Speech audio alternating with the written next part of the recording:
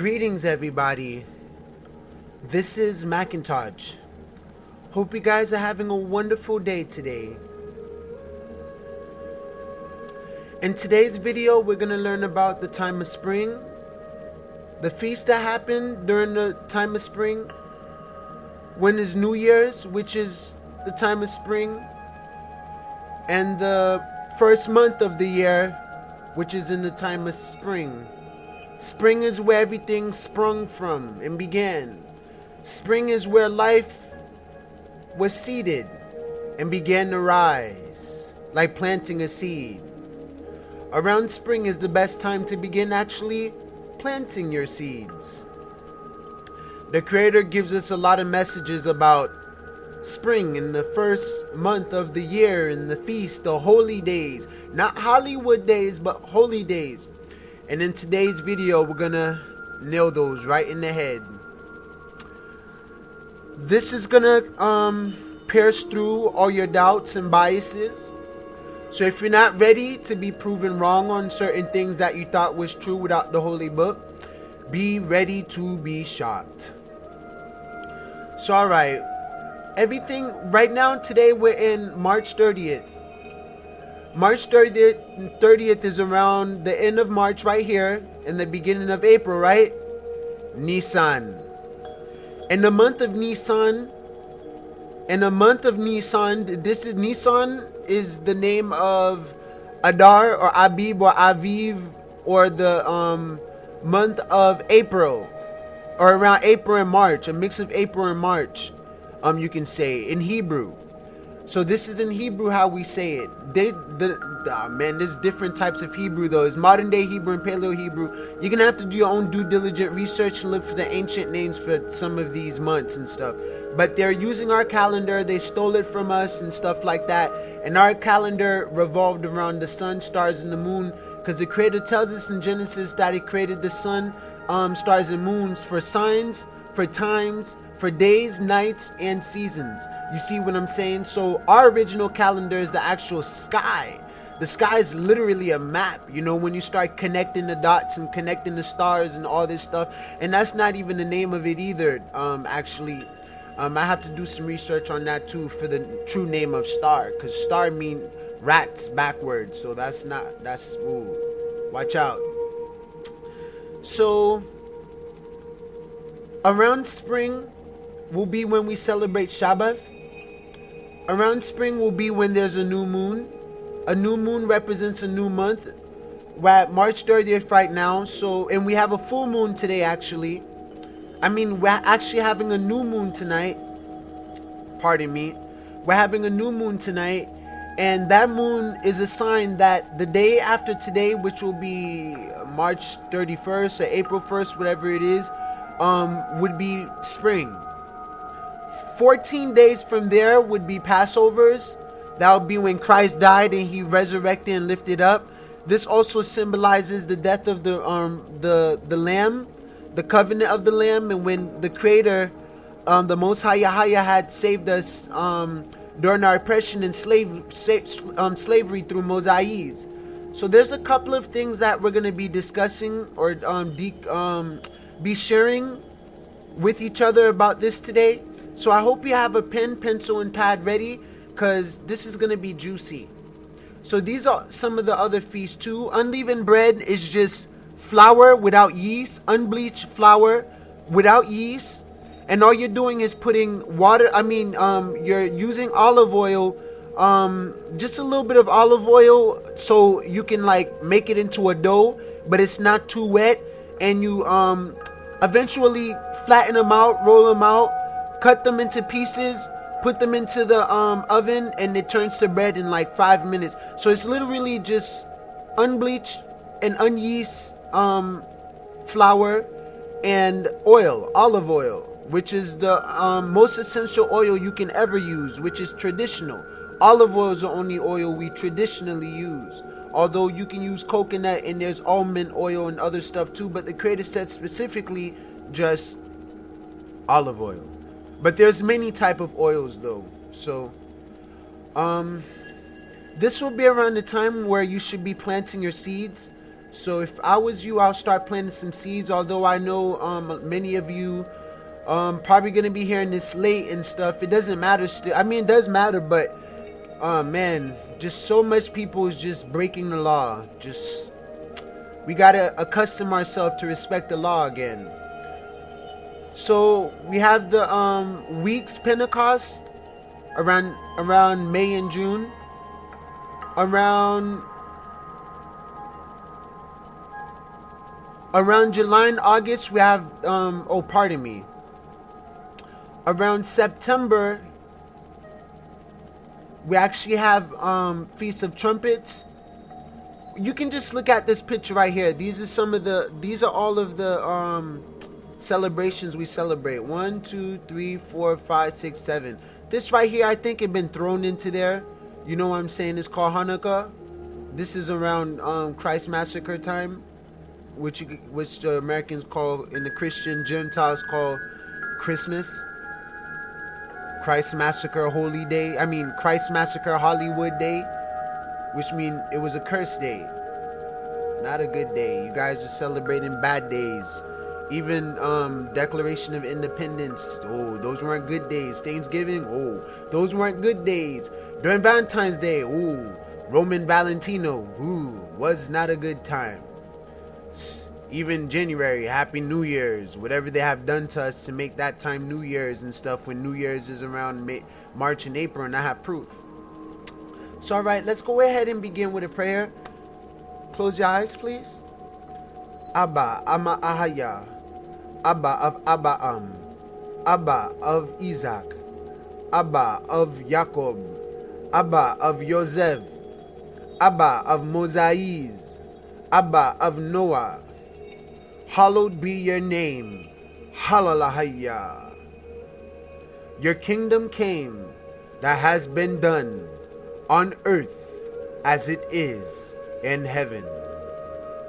We have received today, certainly, our daily bread, and you have saved us and forgiven us for our debts, sins, trespasses, and wrongdoings.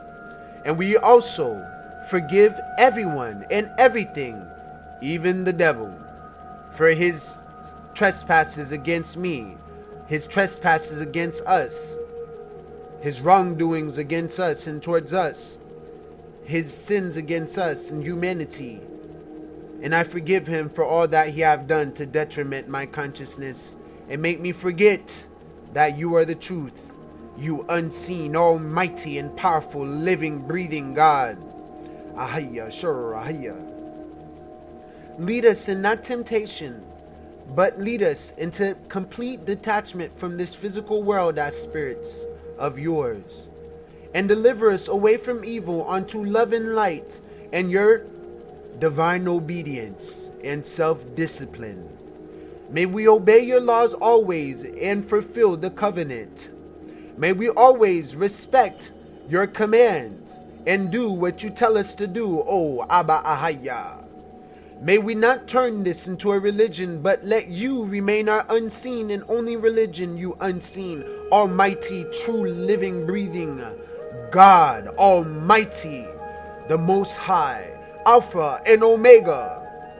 Ahaya, sure, ahaya.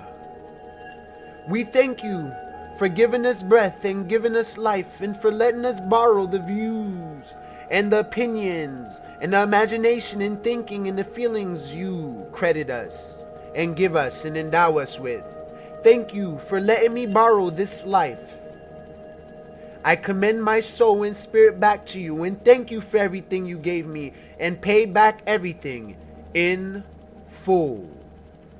In the name of Christ Josiah, the Messiah, the Messias. Amen. And so it is, and there it is. I firmly affirm that I affirm. Amen. All right, so let's go ahead and start off right here. Now, this is my proof why I believe spring begins in Nisan. In Nehemiah 2 section 1 in the Holy Book, through the Most High's holy word.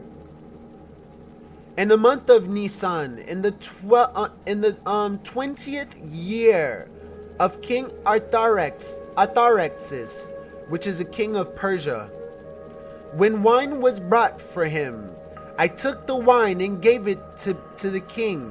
I had not been sad in his presence before. Pardon me. Alright, let's continue. Early the following spring. Now this is a translation of the word Nisan now. In the month of Nisan. Early the following spring. In the month of Nisan. So spring begins in the month of Nisan. Boom. That clears a lot of doubt and biases right there. Tell me what you want to tell me, but what does it say right there?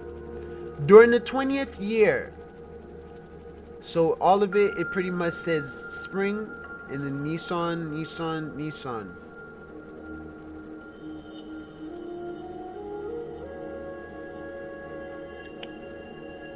Alright, so let's continue. That's one of my proof.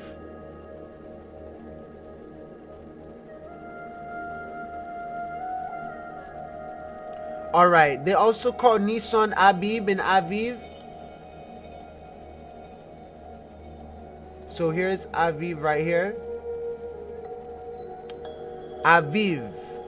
So in Deuteronomy 16, section 1, it says, observe the month, the new moon of Aviv, and celebrate the Passover of the Most High, your Most High, Almighty I am, your mightiest I am, the I am greater than you, the one that's more greater than this I am can ever be.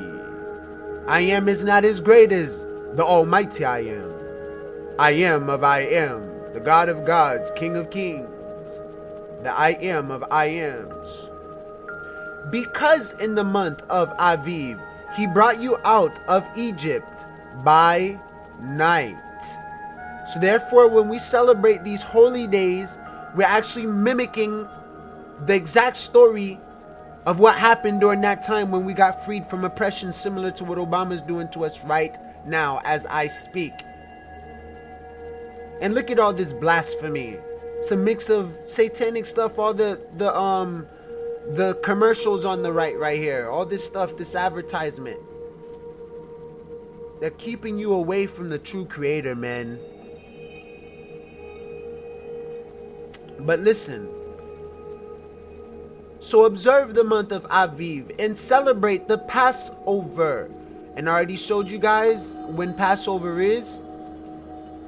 So Aviv, Nisan, is the 14th day from the new moon in between March and April. And I'm near there now. Tomorrow is literally Happy New Year's. It's New Year's, March 31st or whatever is coming next. But we don't base it on these calendars. We based on the sun and moon. Tonight's a new moon. That is a sign that there's a new day tomorrow. Tonight's gonna be new moon night, and the next day would be new moon day. You see, so it's almost like Sabbath begins at night when the moon is starting to rise up. That is showing that the new month is at hand.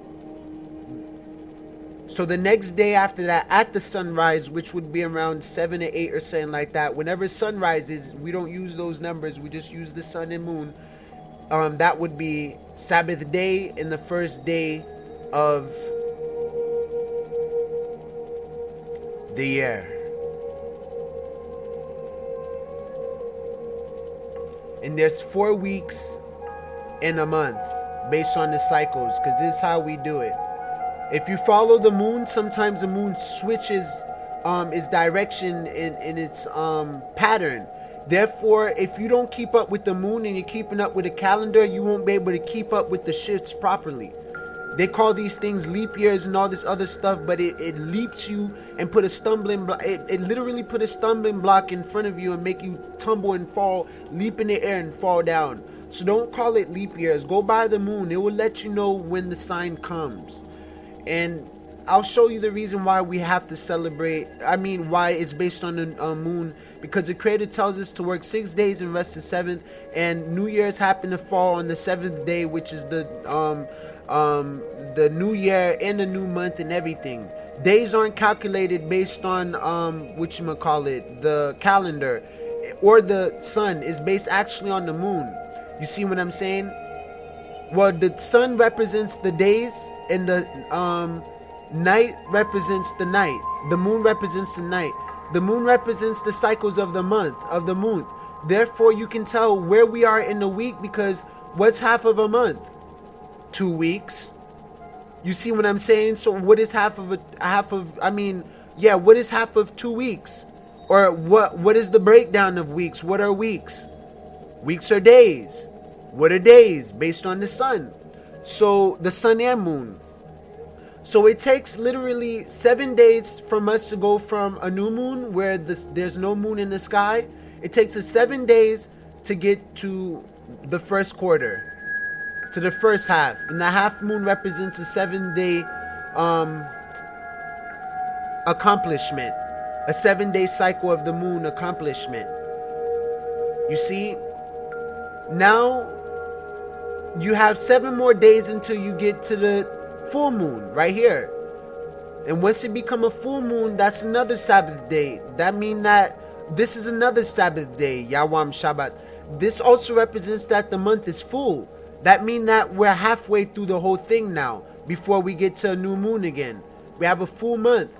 Now we go from a full moon.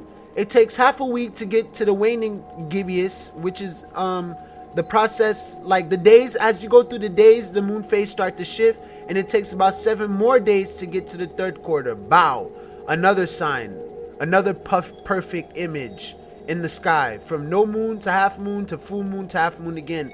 And this will be a Sabbath. And by the time you reach a new moon again, you went through 4 major cycles, which are 4 perfect signs in the sky, and 4 perfect weeks. I mean 4 perfect weeks, 7-day cycles before it gets to the new moon again, the new month. And today's March 30th, and we happen to be right next to April, where there's about to be a new moon, which would represent Nisan, Aviv. Passover is coming 15 days from today. So if you see this on time, all praises to you, to the Most High. May your soul be blessed.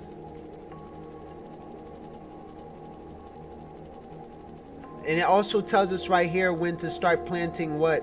Check out my other videos, because I go into details about the feasts and all that stuff too. But in today's video, we're just going to touch up on a few. So when you look at the moon and there's no moon in the sky, that means we're in a new month. If you see a full moon in the sky, you'll know when it's a full moon, because there'll be 3 full moons before you realize there's a full moon. You see what I'm saying? 3 full moons. Let me see if I have a picture of it.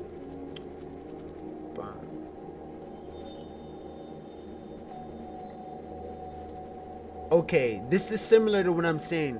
So like right here, there's like 3, it looks like 3 full moons. Right here, you can tell it's not full moon on Friday, right here, because this side isn't full yet. Right here, you can tell that it's not truly full yet either, because around this area. But then let me see.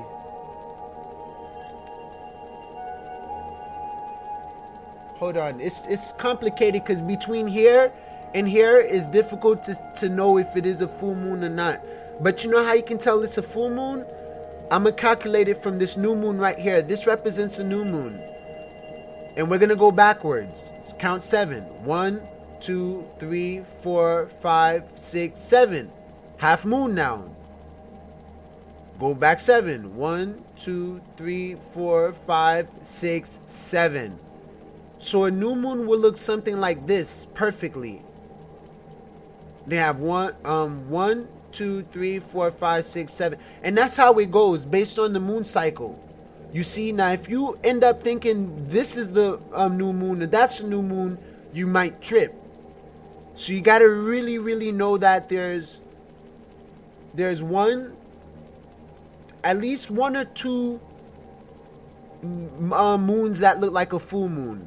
At least two or three moons. The one that's almost filled, the one that seems like okay, finally filled, and the ones are okay. That's definitely it. So there's like three full looking moons before there's a true full moon. And then you count 7 from there. 1, 2, 3, 4, 5, 6, 7. Boom. Half moon. 1, 2, 3, 4, 5, 6, 7. New moon. 1, 2, 3, 4, 5, 6, 7. Half moon. Same cycle. You see what I'm saying? So there's 4 cycles of these in a month. Hope you get your moonie right. And right here you can see it again. 1, 2, 3, 4, 5, 6, 7. 1, 2, 3, 4, 5, 6, 7. Well, this one doesn't go in the same order, but it shows you the phases of the moon based in days. So you can tell days by breaking down the moon. You see what I'm saying? The moon lets us know what day we're on, because if we don't have a new moon, we haven't reached the next day you think we reached in.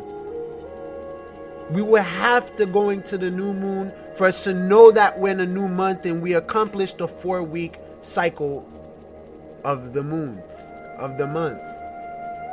So I hope this is conjuring a picture in your mind now, because this is what the Creator tells us. Alright. So in honor of the Most High Yahaya, the Most High, celebrate the Passover each year in the early spring, in the month of Abib. For that was the month in which the Most High Yahaya, the Most High, your God, brought you out of Egypt by night. So that lets you know that Sabbath day starts by night. Observe the month of Abib and keep the Passover to the Lord your God. For in the month of Abib, the Lord your God brought you out of Egypt by night. So the Most High, the Almighty I Am, brought us out of Egypt by night during that time. So, let me see. Got a couple of stuff up here.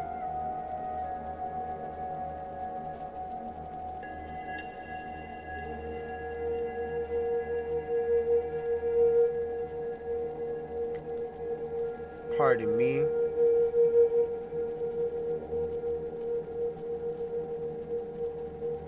See, and everywhere you go, it keeps saying celebrate the month of Aviv. So it says right here in Ezekiel 3, section 15, I came to the exiles who lived at Tel Aviv near the Kabar River. Exodus 13, section 4. Today, in the month of Aviv, you are leaving. And this is where we start to get out of oppression. So we have to mimic getting out of oppression around that same time when we celebrate that day.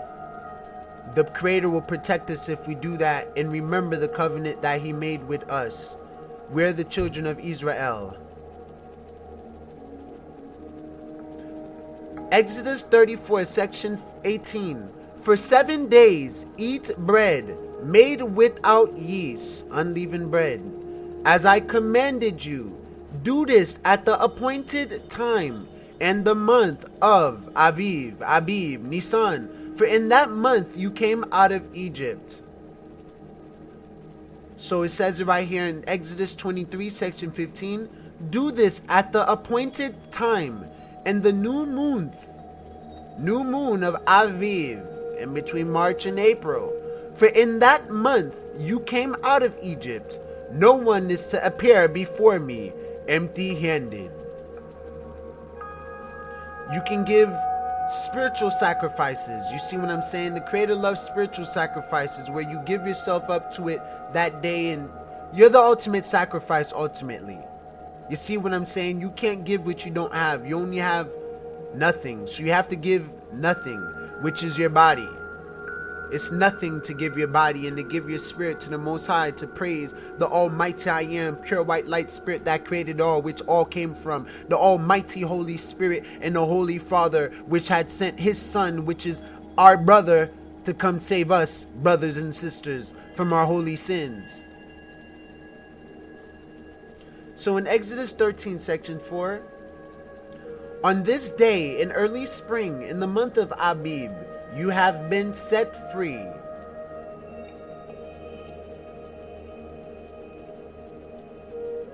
And the Creator said, Moses said to the people, remember this day in which you went out from Egypt, from the house of slavery.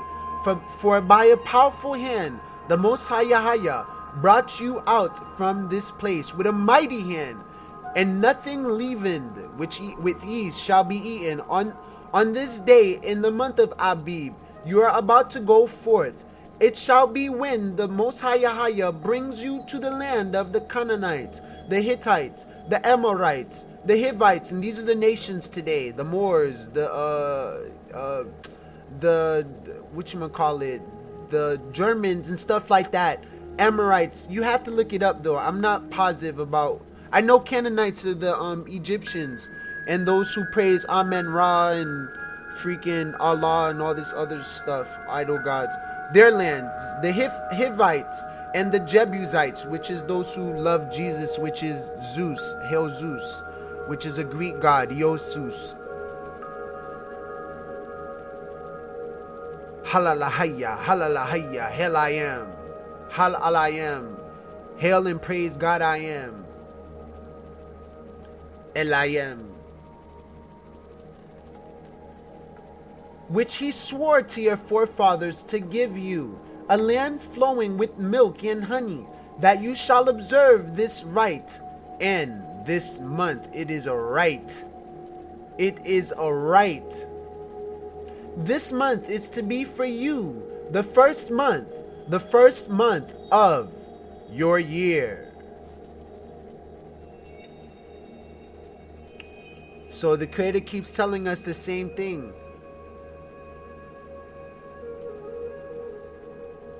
Alright, so we're going to be reading, let's read this real quick. The first Passover. And I'll show you how I came up with the moon cycles and everything. So this should help you tell regular time. I can actually tell what time we're at based on where the sun is positioned in the sky. The degree of where the sun is at from the equator in the sky. The equator represents the equilibrium, the equality of where everything is balanced in the center, the middle path, where it seems like everything is still and there's no sun or moon yet. You see what I'm saying? Actually, the sun and moon touch each other at the equator, parallel to each other, perfectly parallel at the equator. Now, when the sun starts to moon, that's 1 o'clock. I mean, and when the sun or moon start to rise, it's 1 o'clock. That's sunrise or moonrise. Now, once the sun is directly over your head, that's noon. When the moon is directly over your head, that is evening. Even, they call it even or evening. Actually, no, that is when that actually would be evening. That mean the moon is at, no, pardon me. Let me say it again. When the sun is starting to rise from the equator, from the degree of the equator, if you look at it on a protractor, that is 1 o'clock, you see? And it starts up from the east. The sun rises up in the east and lowers down in the west. This is the cycle of the sun. Every time it rises in the east, it rests in the west. Everything begins in the east and then it ricochets over here to the west. We get final news of everything. Well, when the sun is all the way up at the top of the sky, that would be that would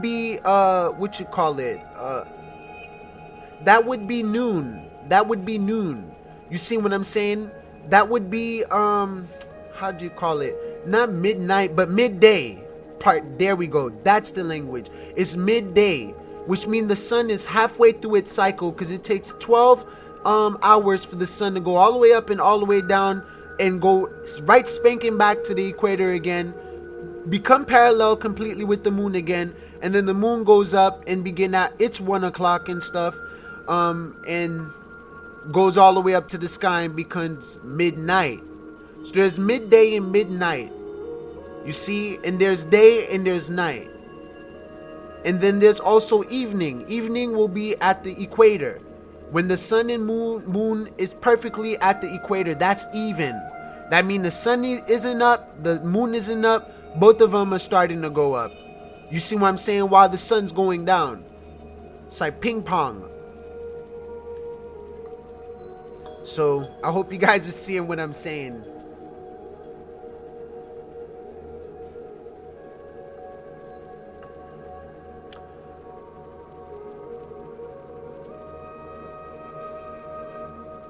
Alright, let's do this. Hope you guys are with me still, because this is very, very juicy. Exodus 12. The Passover Lamb. Christ Yeshua represents the passing of the Lamb. He is the ultimate sacrifice of the Lamb. It was his blood and his flesh, him being crucified to the cross by pagans with their pagan cross and all that stuff, is what fulfilled the Passover of the Lamb. And he died at the time the sun and moon was at the equator and stuff, and he woken up 3 days later.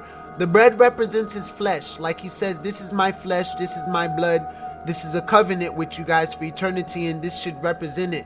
Therefore, we mimic the same things during the holy times as if Christ was with us still, and he's walking with us. And this is Emmanuel, what Emmanuel mean, letting you know that God is with you. That for surely I'm with you. I am that I am is always with you. You see, it's really deep. It's all metaphorical, although Christ came in flesh, non-metaphorically. Literally, Christ Yeshua. Jesus is a fairy tale. He's Zeus. But Yeshua really came to Israel and Africa, in Bethlehem. He was a Nazarene, a Nazareth. But he was actually a Hebrew Israelite. Descendants of Abraham, Isaac, and Joseph. Joseph. All of them. Alright, so the Passover Lamb, Christ being the Lamb, where he's gonna be crucified and everything passes over, like everything going into a new time, a new phase, a new era. By the way, the month of Nisan Abib represents the beginning of what you guys call the constellation of Aries. Aries represents the ram. Ram represents Abram. I call him Abraham, the father of Am. And the father of Am, Abba represents the first month of the first year of Abab. Alright. Now the Most High Yahweh said to Moses, Moshe, and Aaron in the land of oppression, this month shall be the beginning of months for you. It is to be the first month of the year to you, those who are for him. Speak to all the congregation, the community, and the people and the tribes of Israel, and those who believe in the same God as Israel, saying, on the 10th of this month, they are each one to take a lamb for themselves, according to their father's households, a lamb for each household. Now if the household is too small for a lamb, then he and his neighbor nearest to his house are to take one according to the number of persons in them. Now this is the Old Testament, when they had to sacrifice lambs and stuff to make the covenant repeatedly. Christ Yeshua represents the ultimate lamb. He's like 1 trillion lambs for eternity. Therefore, if you accept Christ as your Savior, you respect that sacrifice of Christ, the sacrifice of the lamb, the Passover of the lamb as the covenant and the contract, and your Savior, your salvation, the truth shall set you free. The truth is Yeshua. You see? Then your sins will be forgiven. Now you have to repent and turn away from your sins forever. Forever. Drop it in a bag, zip it up in a bud, bury it, throw it into the pit of burning love and raging joy.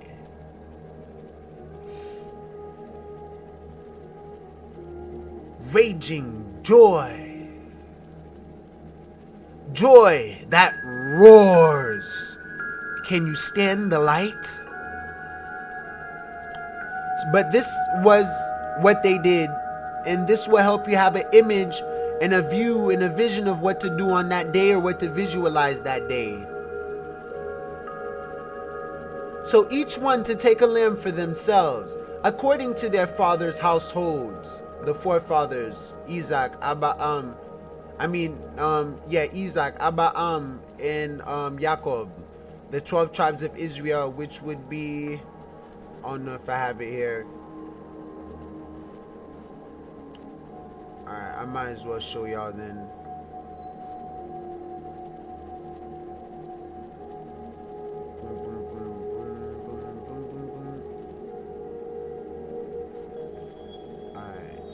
Actually, here we go. Alright, so these are the 12 tribes of Israel which scattered away from Israel, and they're everywhere. They're descendants of the original Israelites, Hebrew Israelites, that became the 12 tribes separated. This is us. Judah, the Negroes. Benjamin, the West Indians, which are the Caribbeans, Jamaicans, Trinidadians, all of them. Levi, the Haitians. Simeon, Dominicans. Zebulon, Guatemala, to Panama. Ephraim, the Boricuans, Puerto Rican. Manasseh, the Cubans. Gad, which is North American Indians. Gad. Reuben, which is Seminole Indians. Naphtali, which is Argentina and Chile. Asher, which is Colombia to Uruguay. And Issachar, which is the Mexicans. We're the 12 tribes of Israel. That's why we've been completely destroyed. And when you read the holy book and you connect these names with these nations and these group of people to what's in the holy book, you begin to see what's going on. It makes so much sense, because the Negroes did get enslaved, the Jamaicans are enslaved, the Haitians did get enslaved, and they did start doing voodoo, and they were in charge of being priests and that stuff. So is Simeon, Zebulon, Ephraim, eating kids, all this stuff. The Mexicans, which are the I'm telling you, the Seminole Indians, North American Indians, and they all got slaughtered by the enemy, which is the tribe of Esau, Edom, and Ishmael.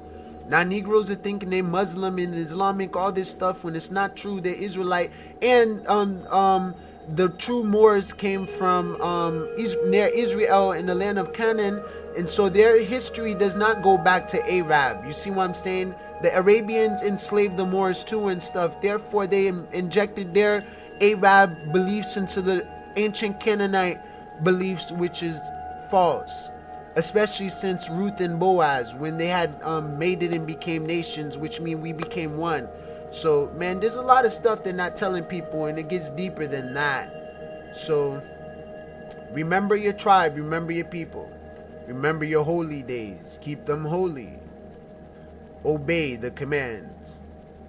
So now if the household is too small for a lamb, then he and his neighbor nearest to his house, are to take one according to the number of persons in them, according to what each man should eat. You are to divide the lamb. Your lamb shall be an unblemished male, no marks, no scars, the most beautifulest one, the one you love the most, the one you gave a lot of love, a male, a year old. You may take it from the sheep or from the goats. You shall keep it until the 14th day, which is the day of Passover, which will represent the death of Christ. And this was before Christ died. So they were practicing this before Christ came. When Christ came, he mimicked everything. He became the sacrifice. And then now it's about to happen again, the second coming of the same month.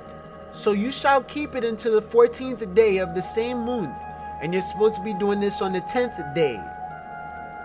So you have 4 days to get this together. 3 days, really. Because by the 4th day, it will be Passover.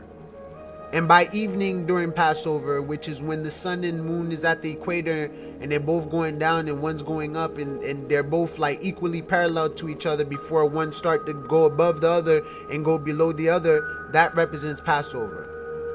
Passing over. Equator. We spring up into summer. Christ is alive. Sun is bright. And then we fall down into winter. We start to lose everything again and fall. And there's Christ massacres at the end of winter when it's so cold, so cold. And then we have Valentine's Day almost near the end of the year, so cold. And then spring comes back again. Now life comes to the whole nation, and the plants in your garden, and everything's full of life, and then it gets too prosperous. It rises too high eventually. The sun goes up into summer, really hot. And then it starts to go back down again in fall, and then the winter, the cold, the darkness get to enjoy its time in the sky as well now. Now it's cold, it's snowing. And then there's Christ massacres again, and Valentino Wars. Valentine's Day Awards.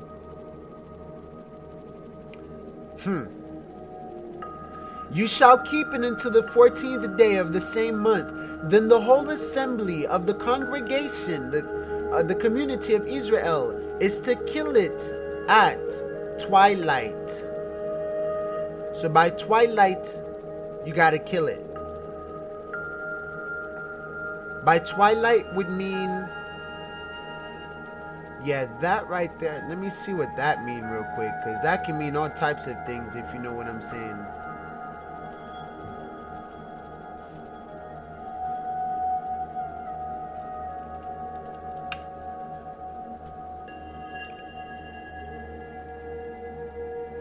At twilight.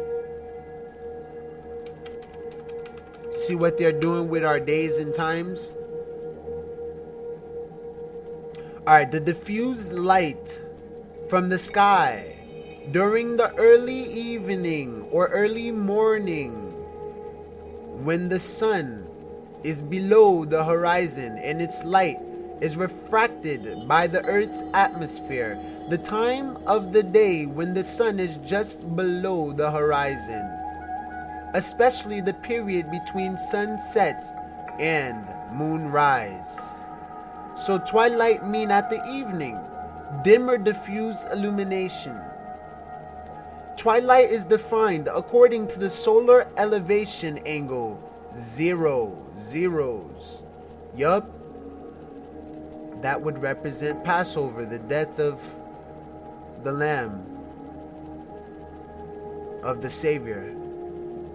And he rises back up in 3 days, which is the position of the geometric center of the sun relative to the horizon.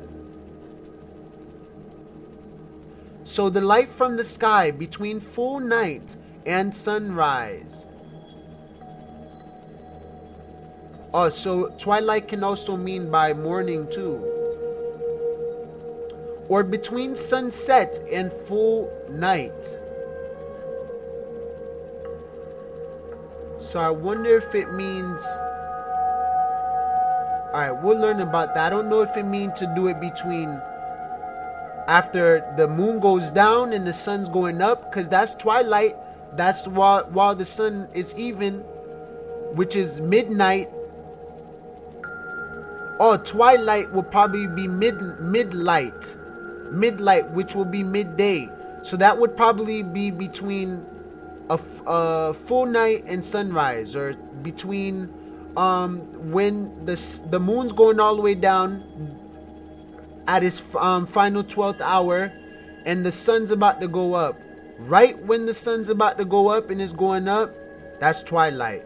And you can see the dimness of the sun in the sky before it's coming up. Like early morning, when the sun is below the horizon and its light is coming up. And it's just below the horizon. And it can also mean between sunset and full night. So we'll keep reading to learn more.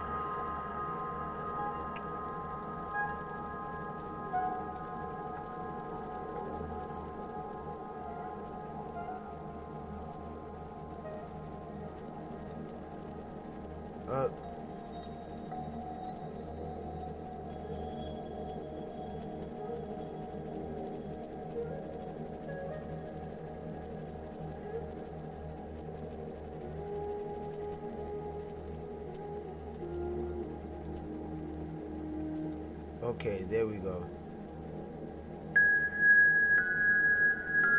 So moreover, let's read that again. So to kill the lamb at twilight. Moreover, they shall take some of the blood and put, which would be the wine, and put it on the 2 doorposts and on the lintel of the houses in which they eat. Because this is what's going to protect them from the last plague. This is right before the final plague. And we're already plagued right now when, oh man, it's getting crazy right now. And you have to read this book of Exodus and stuff right before Exodus 12, because it speaks about the plagues that happened to Pharaoh, which is, it's Pharaoh Akhenaten, which is Obama, you know what I'm saying, the Pharaoh of Islam, Egypt, all that stuff, Imhotep. And this is when he got plagued. They wouldn't let the Israelites go after all the miracles Moses performed during that time. So eventually God was about to send one more last plague. So it sacrificed the lamb, which represents Christ. Just like when they wouldn't repent and they killed Christ. And the last major event happened, and that whole civilization was wiped out and never heard of again. Never ever heard of again. Just gone. Just, okay, what happened after that? Or was Pharaoh just mad? We don't even know if Pharaoh lived. He died. And you'll see why, because of the flood. Because right when Moses parted the water and walked right through it, the Aquarius, the water shut right back on Pharaoh, on his troops and soldiers, while they were trying to chase the Hebrew Israelites through the parted water. So all the water smashed them. A whole freaking clique is gone. A whole group, a whole nation just gone. And they said Pharaoh was standing abroad just in awe and upset, and he just let them go. He couldn't do nothing. After that, the Creator made the 10 Commandments, the rules, and said, I am your God, the one who has saved you from this, showed you the great miracles and this and that. You shall obey my commandments and do not do this and do that. And here we are again. And he said if we break the commandments, there will be a curse and blessing. And now we're under the curse because we broke the commandments. Many people won't watch this video. They probably didn't even get to hear this on time. You might be one. You might be someone who's actually coming back to the truth. You see what I'm saying? And you're just realizing that the Bible is truth, but the pastors didn't explain it right, and no one explained it right, and didn't know it like those who know it today know it. Those who know. So, alright. So you're going to take some of that blood and put it on the doorpost. The wine represents the blood. They shall eat the flesh that same night, which means now they eat the lamb after that same night. So that means twilight is around, this twilight is talking about around sunrise and sunset. I mean sunset and sunrise, pardon me, while the sun's going down, the moon's going up, because it says right here that we eat it that same night. Or I believe that's what it meant. Roasted with fire. Roasted. Gonna be roasting it. That is a fashion of way we're gonna do it. And they shall eat it with unleavened bread and bitter herbs. Do not eat any of it raw or boiled at all with water, but rather roasted with fire, both its head and its legs, along with its entrails. So, fire, you want the fire to touch it. You don't want to just put it in the oven. You want the fire to actually touch it. You see what I'm saying? That's very important. But if you do put it in the oven, that's better than boiling it.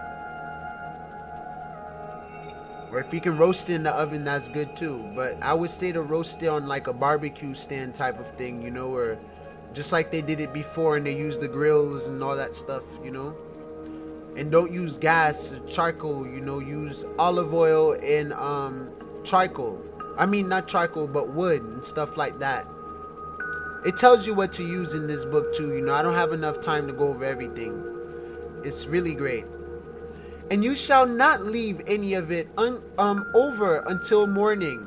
So you won't leave any of it until the morning time. Let's continue on. But whatever is left of it until morning, you shall burn with fire. Now you shall eat it in this manner, with your loins girded.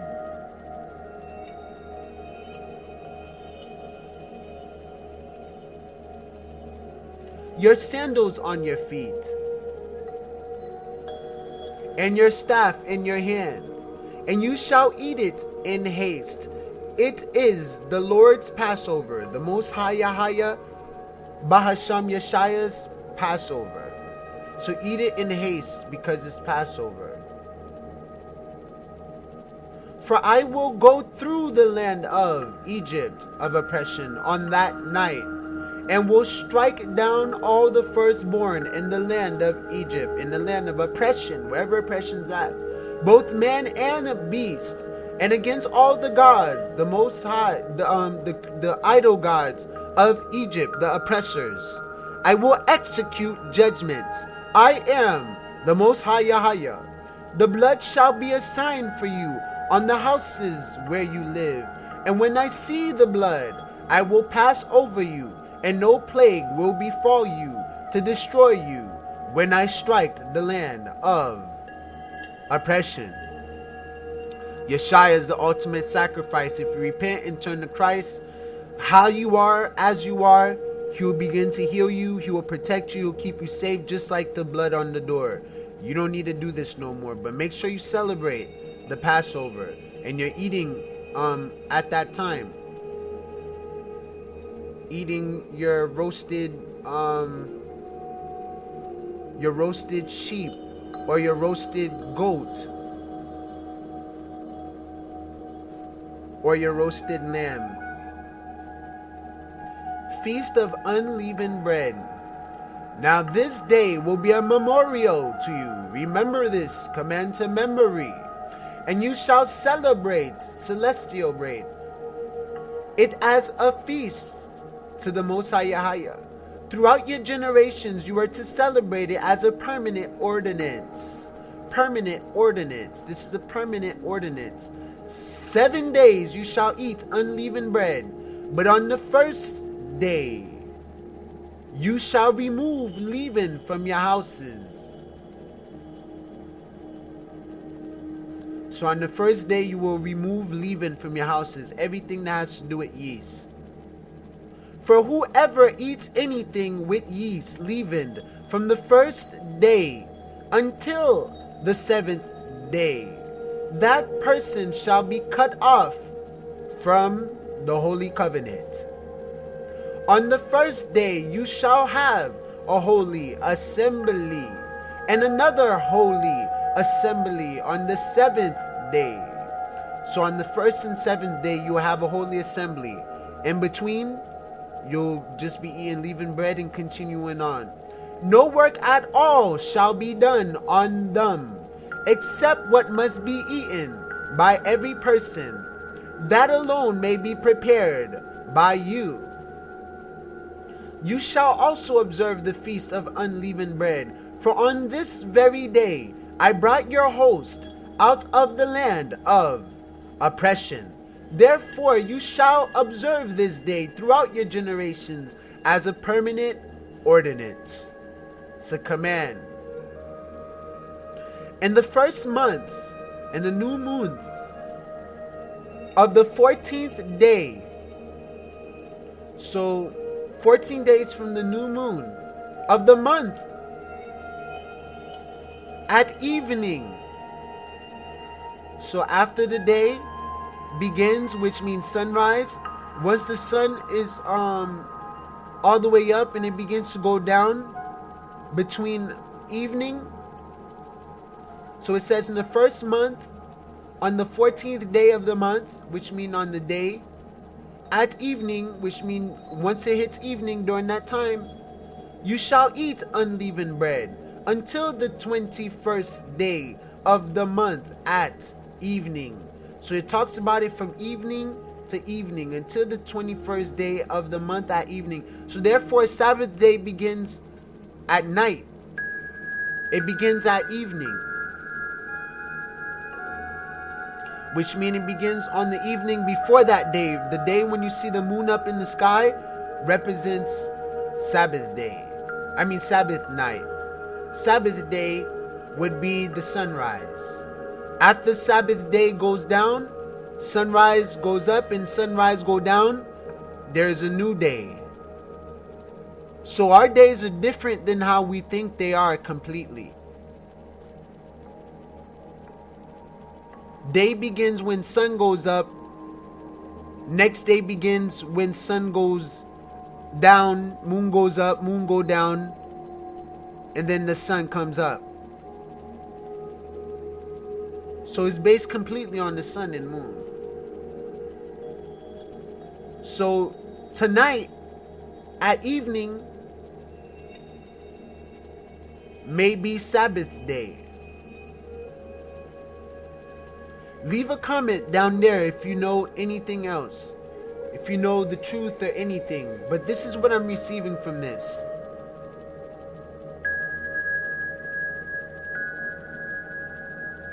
He begins at the day. At evening we shall eat unleavened bread until the 21st day of the month at evening. Okay, so that might mean at sunrise. That might mean at sunrise. Sunrise evening. Because remember, evening can be at sunrise or moonrise. That's evening. But right before they about to rise. 7 days they shall eat. 7 days there shall be no leave, because day mean day. So on the 14th day, and that's evening. At that day would be evening. That's what they mean by evening. That day. So yeah, Sabbath day is tomorrow. Alright, just wanted to make sure, because some people end up worshiping it at night, which is moon worship, and that's lunar worship. 7 days there shall be no leaven found in your houses, for whoever eats what is leaven, that person shall be cut off from the congregation of Israel, whether he is an alien or a native of the land. You shall not eat anything leavened. In all your dwellings you shall eat unleavened bread. Unleavened bread. Pardon me. Unleavened bread. It's not leavened. It's not puffed up. No yeast. It doesn't rise. It stays flat. Because if you eat leavened bread, it puffs up and it gives you an illusion that it's bigger than it is when it's not. Then Moses called for all the elders of Israel and said to them, go and take for yourselves lambs according to your families, and slay the Passover lamb. You shall take a bunch of hyssop. If you don't know what that means, look it up. And dip it in the blood. This is the process, which is in the basin. And apply some of the blood that is in the basin to the lintel and the 2 doorposts. So to the lintel and the 2 doorposts. And none of you shall go outside the door of his house until morning, until day. So that again is referencing to day, morning, to morning, evening, twilight, daylight, not twilight, which would be day night, and midlight or midday instead of midnight. If you see light there, that means light. It doesn't mean night. I don't know where everyone get that from. Twilight is a dark thing. Twilight does not mean midnight. It means twilight, midlight, midday. A memorial of redemption. For the Most High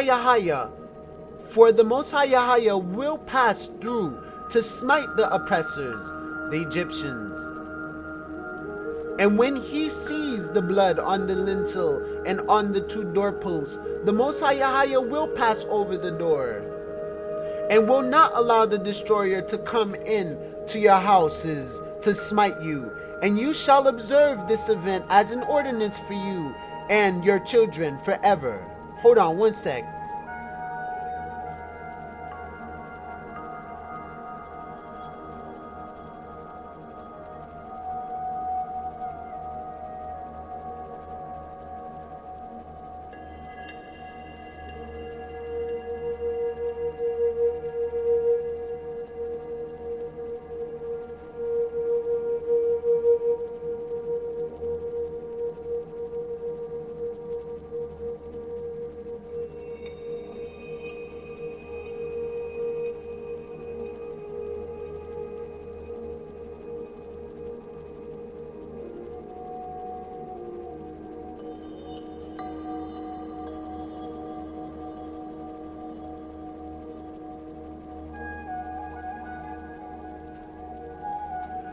Alright, let's continue. So when you shall observe this event as an ordinance for you and your children forever, when you enter the land which the Most High Yahweh will give you, as he has promised, you shall observe this rite. And when your children say to you, what does this rite mean to you? You shall say, it is a Passover sacrifice to the Most High Yahweh Yeshaya, who passed over the houses of the sons of Israel, which can also mean the houses of the zodiac signs. But the word zodiac sign is a mark of the beast, so that's not what we called it. But we called them houses. The constellation. Who passed over the houses of the sons of Israel in Egypt when he smote the Egyptians, but spared our homes. And the people bowed low and worshipped. It is a Passover sacrifice to the Most High Yahweh Yeshaya, who passed over the houses of the sons of Israel in Egypt when he smote, when he killed, destroyed, annihilated the firstborns of the Egyptians, but spared our homes, for we obeyed. And the people bowed low and worshipped. Then the sons, they bowed low, we bow. Then the sons of Israel went and did so, just as the Most High Yahweh had commanded Moses and Aaron, they did. Now it came about at midnight. Midnight now. Midnight. Night, that means the moon's all the way up in the sky. That the Most High Yahweh struck all the firstborn in the land of Egypt, from the firstborn of Pharaoh, who sat on his throne, to the firstborn of the captive who was in the dungeon, and all the firstborn of cattle. Pharaoh arose in the night, he and all his servants and all the Egyptians, and there was a great cry in the oppressors. For there was no home where there was not someone dead. Then he called for Moses and Aaron at night and said, rise up, get out from among my people, both you and the sons of Israel, and go worship the Most High Yahweh as you have said. Take both your flocks and your herds as you have said, and go and bless me also. Blessed be Yahweh, blessed be I am that I am. So Exodus of Israel, this is the Exodus now. Exodus. The Egyptians urged the people to send them out of the land in haste.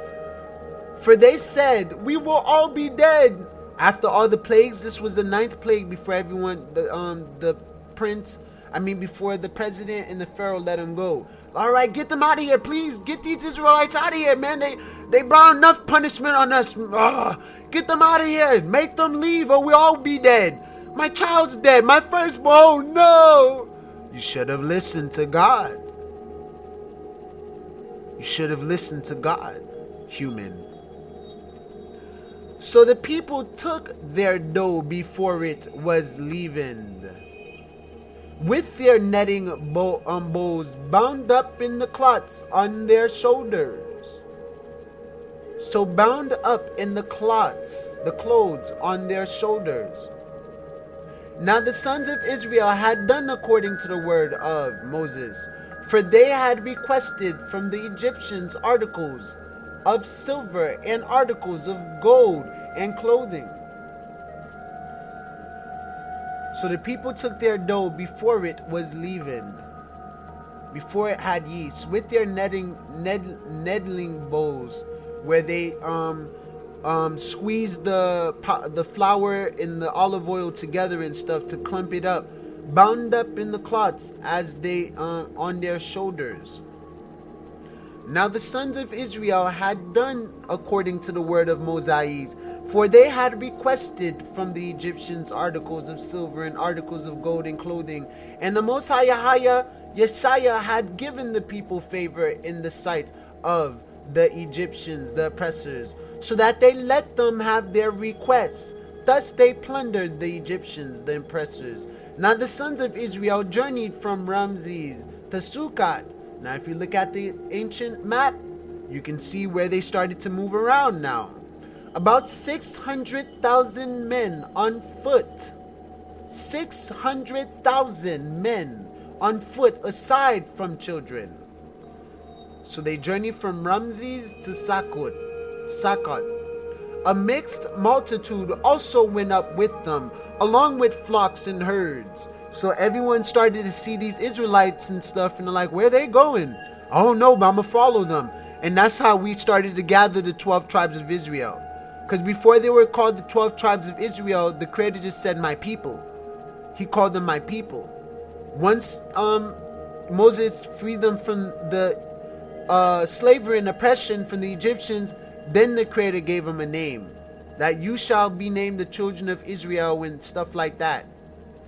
So that's where the name Israel come from.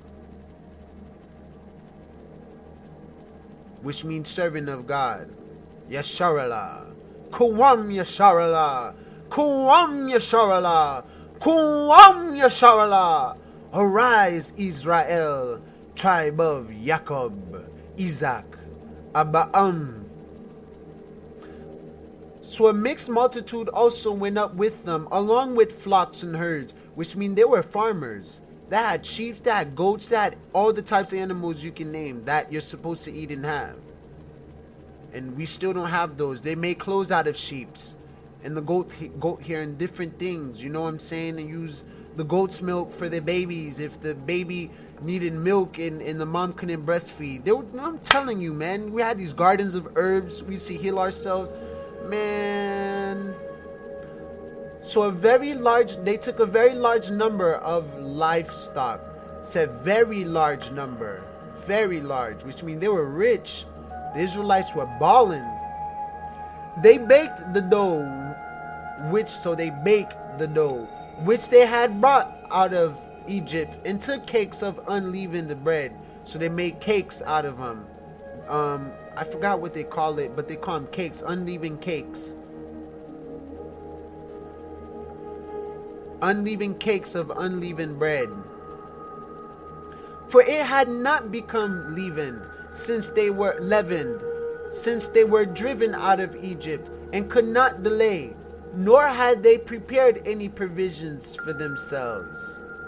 So they didn't have visions beforehand. They didn't prepare for all this stuff. They just took the unleavened bread, the flour without leaven, the flour without yeast, and just left. And right when they settled, they started cooking it. So it didn't get a chance to be leavened. They followed the rules. They obeyed. They've listened. By the way, I know that these dark-skinned, melanin-skinned Hebrew Israelites used to make patties back then, which people call Jamaican patties and Haitian patties. They made them with unleavened bread, though. They made them with unleavened bread. They'll go ahead and make the bread. Before they bake it, they put the meat in it, the meat of the sheep or the goat, and they press it together, flatten it down to seal the ends. Just to seal the ends, put it in the oven, or bake it or roast it for like 5-10 minutes. Boom, you have a patty. It becomes bread, the meat's in it, but you have to cook the meat first before you actually put it inside of the dough. Cook the meat first. When the meat's almost done, make the bread. Once you make the bread, put the meat in the bread before you heat it up. Then put the bread into the oven, put the dough into the oven with the meat in it, the cooked meat in it, heat it up for 5-10 minutes, patty. So they used to make all types of great things with unleavened bread. Even graham crackers, even crackers and stuff like that. And concession bread and communion bread and all this stuff. For it had not become leavened.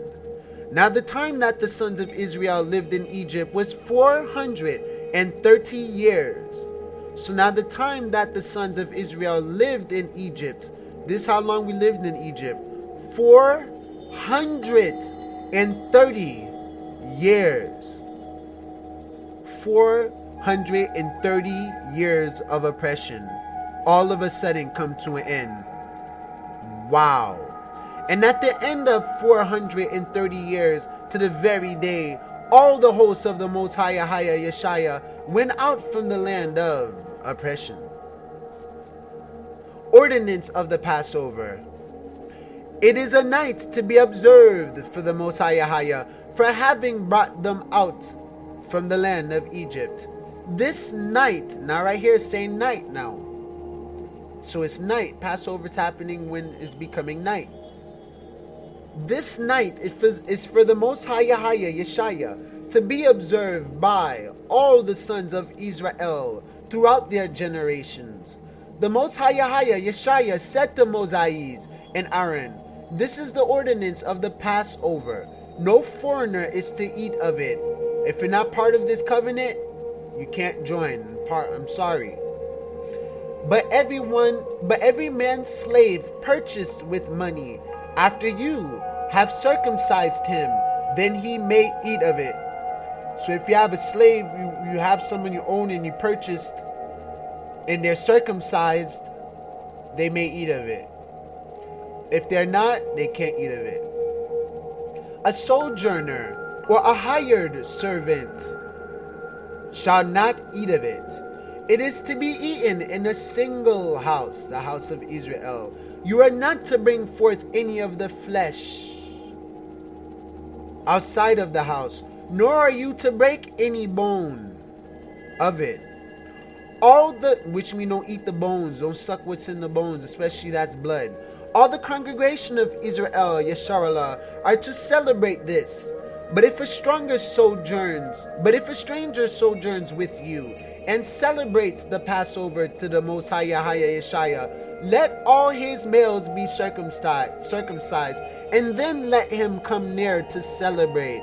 And he shall be like a native of the land. Treat him like a native of the land, not a convert. Never call him Gentile again. But no uncircumcised person may eat of it. The same law shall apply to the native as to the stranger who sojourns among you. Then all the sons of Yis-RoyAl did so. Then did just as the Most High Yeshaya had commanded Moses and Aaron. And on that same day, Ahaya Yeshaya brought the sons of Israel out of the land of Egypt by their host. So that right there was powerful.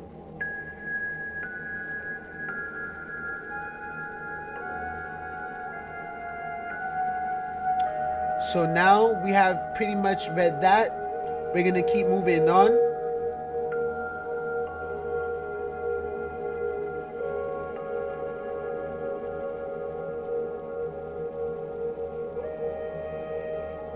So this is important. Exodus 23, section 15. First, celebrate the festival of unleavened bread. For 7 days the bread you eat must be made without yeast, just as I commanded you. Celebrate this festival annually at the appointed time in early spring in the month of Abib, for that is the anniversary of your departure from Egypt. No one may appear before me without an offering. So what do you offer the Creator? What are you going to give to the Creator? Celebrate the festival of unleavened bread. For 7 days, eat bread made without yeast, as I commanded you. Do this at the appointed time in the month of Aviv. For in the month that you came out of Egypt. For in that month you came out of Egypt. No one is to appear before me empty-handed. Which means you got to come giving something. Your spirit, your soul, forgiveness, something.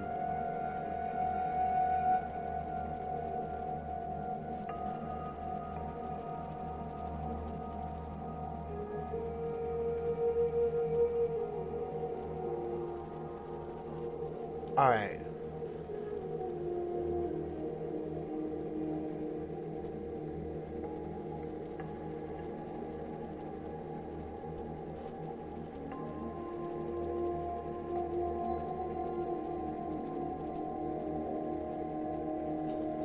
All right, and this is what we're to do for justice and mercy during that time. It says, You shall not, in Exodus 23, you shall not bear a false report. Do not join your hand with a wicked man to be a malicious witness. Do not join the government. Do not go against your people. You shall not follow the masses in doing evil. You shall not fall in with the many to do evil. Do not follow the crowd in doing wrong. Thou shalt not follow a multitude to do evil. You must not follow a crowd in wrongdoing. Nor shall you testify in a dispute so as to turn aside after a multitude in order to pervert justice.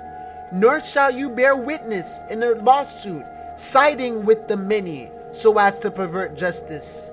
When you give testimony in a lawsuit, do not pervert justice by siding with the crowd. Do not testify in a lawsuit and go along with the crowd to pervert justice. Neither shalt thou speak in a cause to decline after many to wrest judgment. Nor shall you be partial to be a poor man in his dispute. Nor shall you be partial to a poor man in his lawsuit. Do not show favoritism to a poor person in his lawsuit. If you meet your enemy's ox or his donkey wandering away, you shall surely return it to him. If you see the donkey of one of who hates you lying helpless under its load, you shall refrain from leaving it to him. You shall utterly release it with him. If you see the donkey of one who hates you lying down under his burden, you shall refrain from leaving him with it. You shall rescue it with him. If you see the donkey of someone who hates you fallen down under its load, do not leave it there. Be sure you help them with it.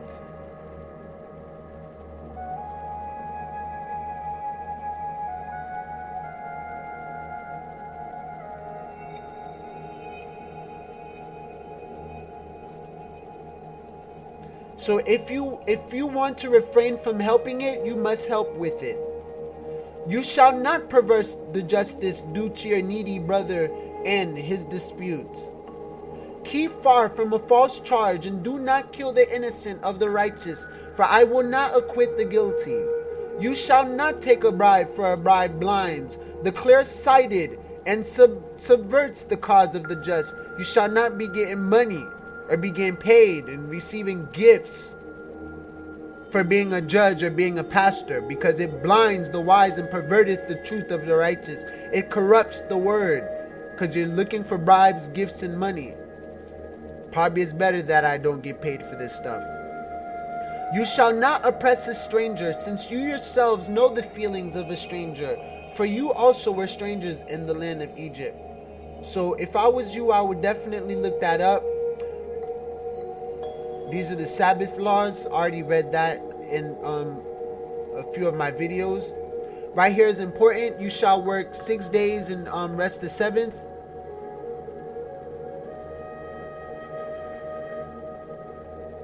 And it's talking about all the other feasts. I would read this if I was you. Alright, so this is the end of after he gave those commands and everything. Ahiah's angel to lead. Behold, see, I am going to send an angel before you to guard you along the way and to bring you into the place which I have prepared, which is Yeshua. I am going to. He is ahead of you. Be on your guard before him and obey his voice. Pay careful attention to him and obey his voice. Pay attention to him and listen to what he says. Be attentive to him and listen to his voice. Beware of him. Be aware of him and observe his voice. Do not be rebellious toward him. Do not rebel against him, for he will not pardon your transgression, since my name is in him. Ahaya Shurahaya Bahasham Yeshaya Halalahaya. But if you truly obey his voice and do all that I say, then I will be an enemy to your enemies and an adversary to your adversaries. I will be an enemy to your enemies and will oppose those who oppose you. For my angel will go before you and bring you into the land of the promise. And I will completely destroy them. I will completely cut them off. I will wipe them out, and I will wipe them out. You shall not worship their gods. Do not bow down before their gods or worship them or follow their practices. Now this is like the beginning of the 10 Commandments being made. This is the pieces of where the commandments, 10 Commandments came from. Nor do according to their deeds, nor do as they do. Do not bow before their gods, their money, their dollars, their mark of the beast, their insurance, their Obamacare, not, or worship them or follow their practices. You must not bow down to their gods or worship them. Do not imitate their practices, chakra, yoga, their form of third eye meditation and all that stuff, because you're supposed to be meditating on the word and the laws. Don't listen to them. Instead, demolish them and smash their sacred pillars to pieces. But thou shalt utterly overthrow them and quite break down their images. Yes, they might not love you for doing this, but it will save them. Break their curse. But you shall utterly overthrow them and break their sacred pillars in pieces. But you shall utterly overthrow them and break their pillars in pieces. You must demolish them and break their sacred stones to pieces. But you shall serve the Most High, the Almighty I Am, Yeshaya, the Salvation, Redeemer, Savior, the Truth, the Light, the Way, the Lamb, the ultimate sacrifice and covenant. You're good. But you shall serve the love, you're good. Worship the love, you're good. And ye shall serve and protect the love, you're good. And he will bless your bread and your water. And I will remove sickness from amidst you. And he will bless your bread and your water. And I will take sickness away from among you. I will take away sickness from among you, and his blessings will be on your food and water. So make sure you give thanks to the Creator, especially before you eat and drink. And pray to the water, and remove any sicknesses from amidst. I will remove illnesses from you. You'll be healthy. Fill this food with healthy energy, with healthy love, with the force of your Holy Spirit. And remove any sickness and non-positive energy and any impurities from this food. Fill this food with purity. So make sure you say both. There shall be no one miscarrying or barren in your land. None shall miscarry or be barren in your land. No woman will miscarry or be childless in your land. I will fulfill the number of your days. I will give you a full lifespan. The number of thy days I will fulfill. I will give you the full number of your days. I will send my terror ahead of you, and throw into confusion all the people among whom you come. And I will make all your enemies turn their backs to you.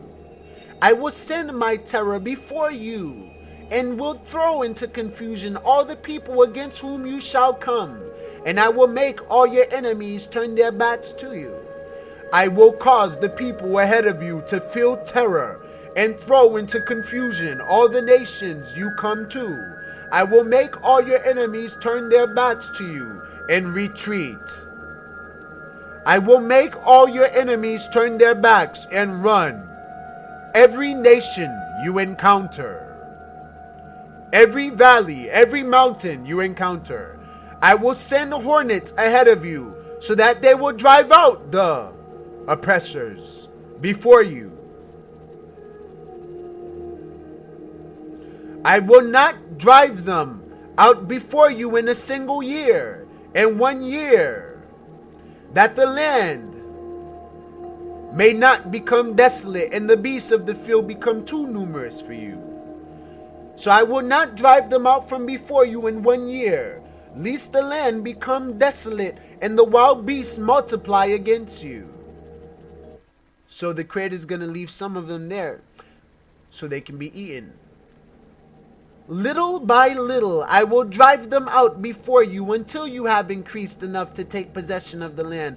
Little by little I will drive them out from before you until you have increased and possessed the land. I will drive them out before you little by little until you become fruitful and take possession of the land. Until thou be increased and inherit the land. I will drive them out until you have become numerous and take possession of the land.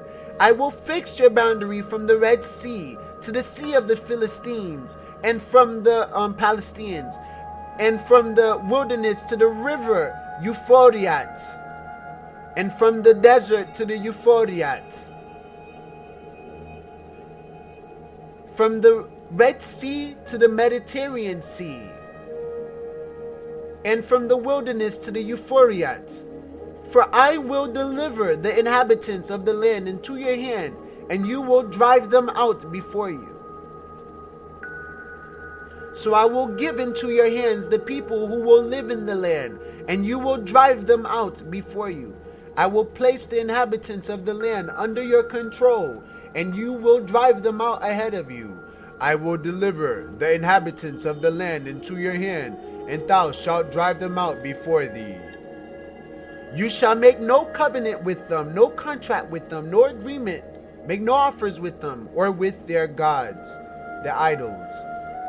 Do not let them live in your land, or they will cause you to sin against me, because the worship of their gods will certainly be a snare to you. They shall not dwell in your land, lest they make you sin against me. For if you serve their gods, it will surely be a snare to you.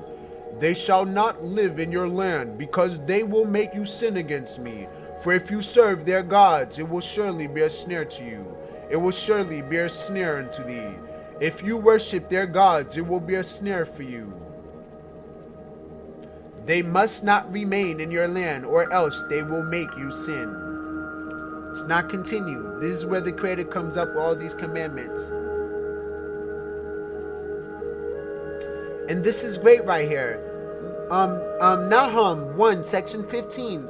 Look, there on the mountains, the feet of one who brings good news, who proclaims peace. Celebrate your festivals, Judah, Yahwadah, the Negroes, and fulfill your vows. No more will the wicked invade you. They will be completely destroyed. Look, a messenger is coming over the mountains with good news. He is bringing a message of peace. Celebrate your festivals, O people of Judah, and fulfill all your vows. For your wicked enemies will never invade your land again. They will be completely destroyed. Celebrate your feasts. The one who brings good news publishes peace. The feet of him who brings good news, who publishes peace. Fulfill your vows, keep your feasts, for never again shall the worthless pass through you. He is utterly cut off. Behold, on the mountain the feet of him who brings good news, who announces peace. Celebrate your feasts, O Judah. Pay your vows, for never again will the wicked one pass through you. He is cut off completely.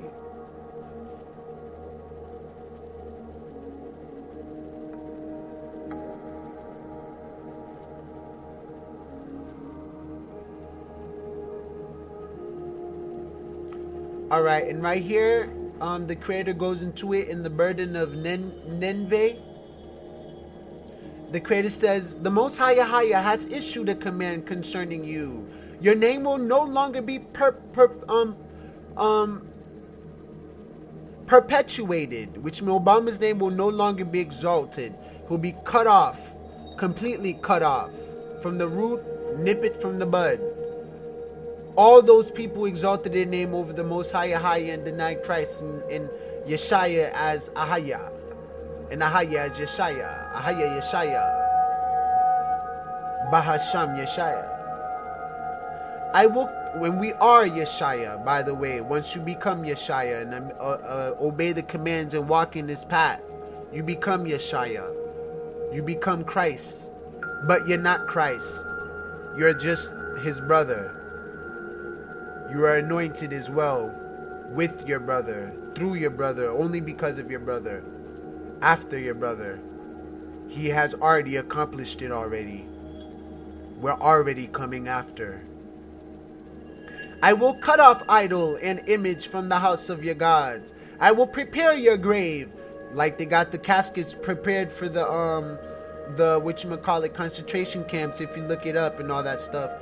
These are where I'm getting my proof. I'm seeing all the proofs happening in the world from the positive to the negative. For you are incontemptible. For you are contemptible. Behold on the mountains the feet of him who brings good news, who announces peace. Celebrate your feast, O Judah, the chosen tribes. Pay your vows, for never again will the wicked one pass through you. He is cut off completely.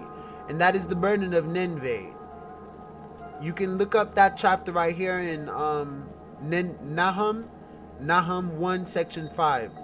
And this is the vision. Although the Creator is slow to punish, he comes with a whirlwind, which is like a hurricane, tornado as a storm, and his ways like clouds, and the dust beneath his feet.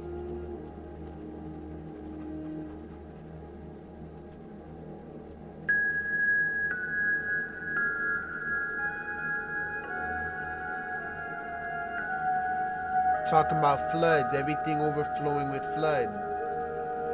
The Creator will know who take refuge in him and protect them. He cares for those who trust in him. Distress will not rise up twice. Trouble will not rise up twice. Trouble will not come a second time. Oppression will not rise up a second time. They're consumed as stubble, completely withered, fully dried. Wow, the Creator just going ham on them. From you has gone forth one who plotted evil against the Most High, a wicked counselor like Obama. The Creator's gonna pretty much punish him. Wow. So alright, let's continue on. This is all adding on to why we celebrate these days. Alright, so I wanted to read to you guys this real quick. Exodus 15. The psalm of Moses, Mashe, and Israel, Yis-RoyAl. The psalm of Mashe and Yis-RoyAl. Then Moses and the sons of Israel sang this song to the Most High Yeshaya and said, I will sing to the Most High the Almighty I am, pure white light. For he is highly exalted. The horse and its rider he has hurled into the sea. The Most High is my strength and song, and he has become my salvation. This is this is the Most High, and I will praise him, my father's God, my father's Abba Ahaya, and I will extol him. The Most High is a warrior. The Most High is his name. Pharaoh's chariots in his army he has cast into the sea, and the choices of his officers are drowned in the Red Sea. The deeps covered them. They went down in the depths like a stone. Your right hand, O Ahaya, is majestic in power. Your right hand, O Ahaya, shatters the enemy. And in the greatness of your excellence, you overthrow those who rise up against you. You send forth your burning anger, and it consumes them as chaff. At the blast of your nostrils, the waters were piled up. The flowing waters stood up like a heap. The deeps were congealed in the heart of the sea.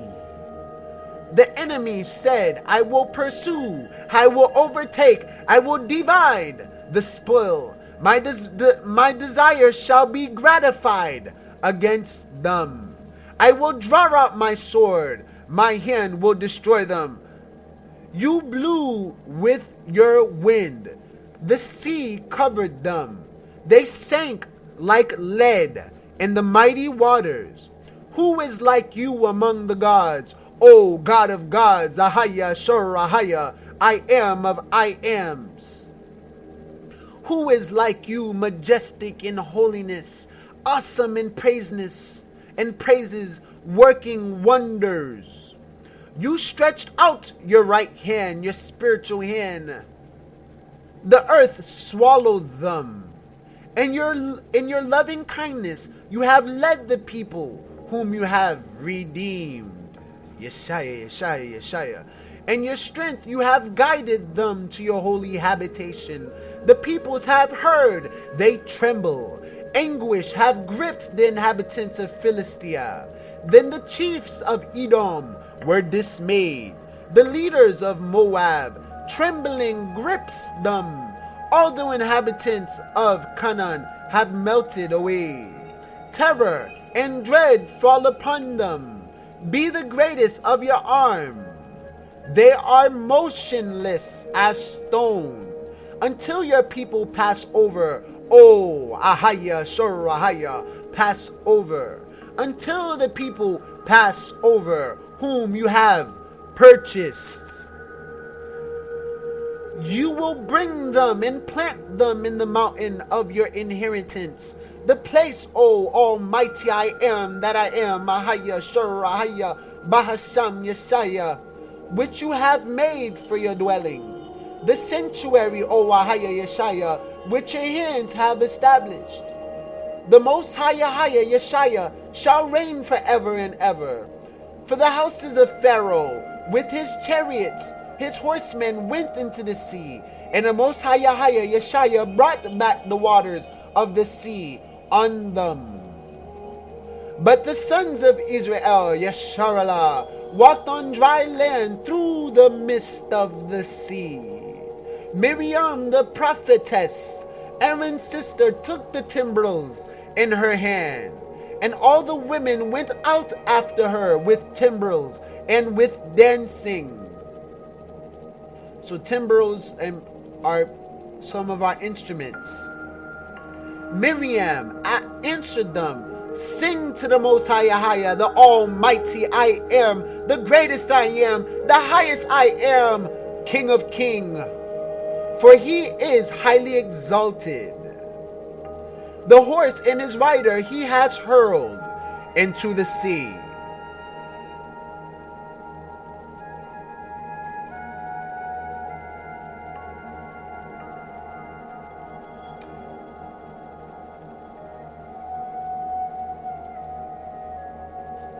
Alright, so right here it says the Most High provides water. The Mosai's led Israel from the Red Sea, and they went out into the wilderness of Shur. And they went 3 days in the wilderness and found no water. Therefore, the people of the Creator is obviously challenged. They start to feel that some doubts start to creep in a tiny bit, but you must have faith. It's a challenge. It's a test. When they came to Marah, they could not drink the waters of Marah, for they were bitter, fluoride, poison, dirty, doo-doo in it, everything. Therefore it was named Marah.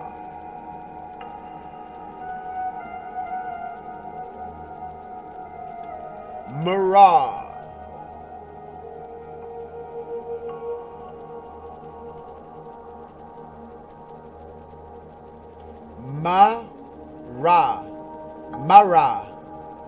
Mara, bitter. Mara mean bitter. Is one of the locations which the holy book says that traveled. So Mara mean bitter.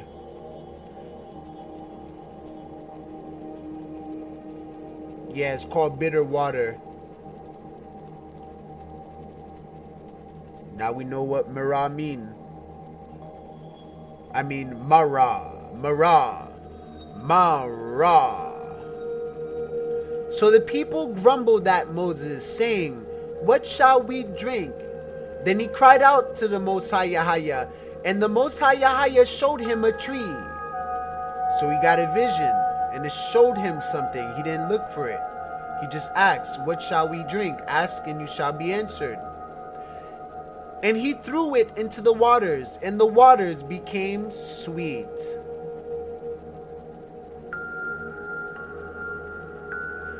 There he made for them a statute and regulation, and there he tested them. The Most High had tested them. And he said, if you will give earnest heed to the voice of the Most High, your God, your Creator, the Most High, and do what is right in his sight, and give ear to his commandments, and keep all his statutes, I will put none of the diseases on you which I have put on the Egyptians. For I, the Most High, Yeshaya, am your healer. So the Most High is our healer.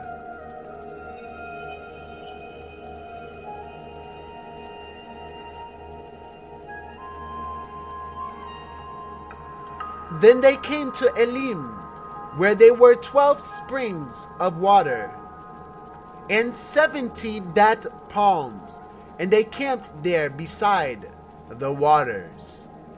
So therefore, the Creator is showing miracles in through this whole experience.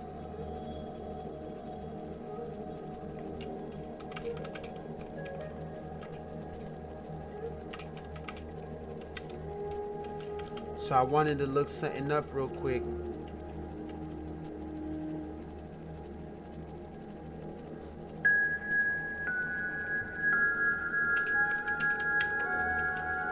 Hope you guys are still with me. I know this is a little bit lengthy. We're actually near the end. But let's look for this.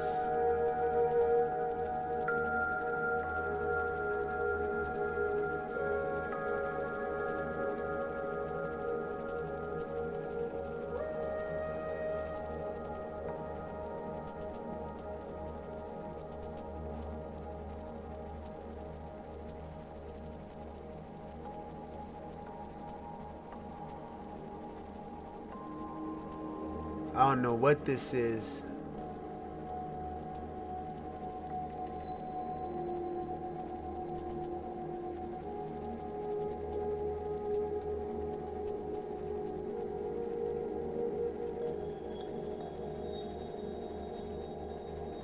Oh, I see. Oh, Raphael. Rapha. That means God's healed. Okay, now I know what's going on. Okay. Also, Shalom would mean Ahaya, our peace. I am is my peace. Okay, I'm gonna save this page. They're kind of using the wrong names mixed in with the true names, but I'll deal with that later. So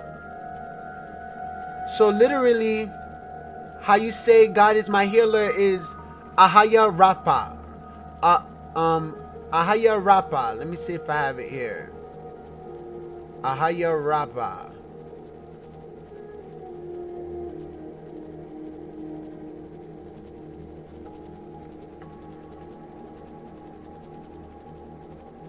Ahaya Rapha.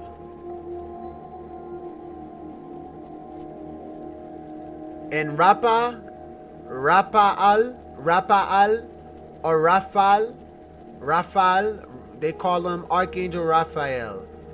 And light working and angelic worship, which is idol worship, they worship the fallen Archangel Raphael, which is an archangel. It's not an angel, it's an archangel. Because they call Michael just angel. So,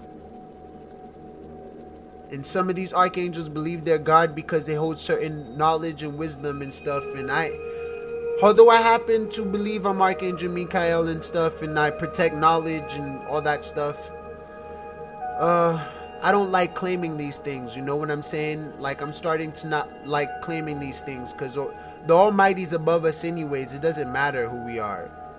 Or I'm Michael, or Raphael, or Gabriel, or Oriel. So, you know, listen to me. I'm the way. But Raphael mean God heals, or God has healed, or God is my healer, or Ahaya is my healer. So it's God means Ahaya, Ahaya Rapha, Ahaya Raphael, Ahaya Raphael. Al mean God, so Raphael mean God, or you can say Rapha Ahaya, Ahaya Rapha Ahaya. Rapha Ahaya, because Al, who is God, God is Ahaya. Bahasham Yeshaya. Rapa Ahaya Yeshaya. Rapa Ahaya. Mika Miya Mayak Mayakahaya. Mayakahaya, which they call Mayakal. Mayak Ahaya, which mean Ahaya, he who looks like Ahaya. You have Orayal, Orayal, Orayal, Orayal, Awarayal, pardon me, Awarayal, which they call Uriel, Awarayal, which is Awarahaya, Awaraya Ahaya, pardon me, or Arial, Ari Ahaya, Arial. I hope you see what I'm doing. Gabarayal, Gabara Ahaya. Gabriel mean God is my strength. Raphael mean God is my healer. Mayakal mean he who looks like God, or the image of God. And Yoriel means light of God, or the light of God. God is light. So it's important to remember these things. Alright, let's continue.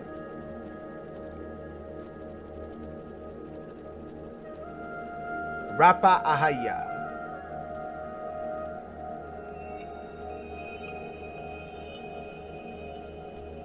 Alright, as you guys already know, we already read this already.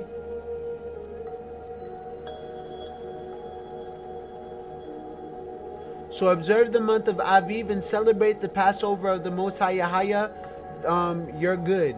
Because in the month of Aviv, he brought you out of Egypt by night. So we read that already. We can actually start trimming this down. So we shall not come empty-handed.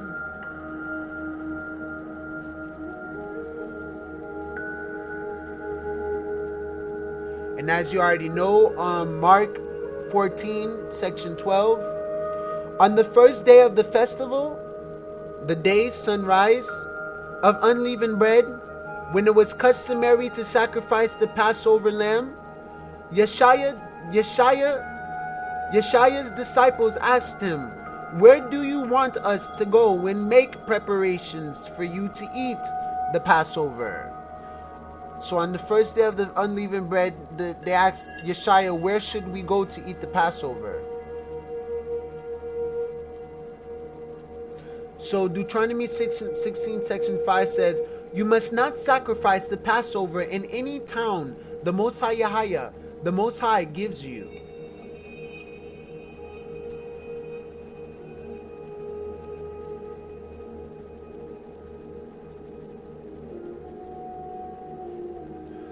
You see now over here, Mark 14 section 1, it says, "Now the Passover and the festival of unleavened bread were only 2 days away."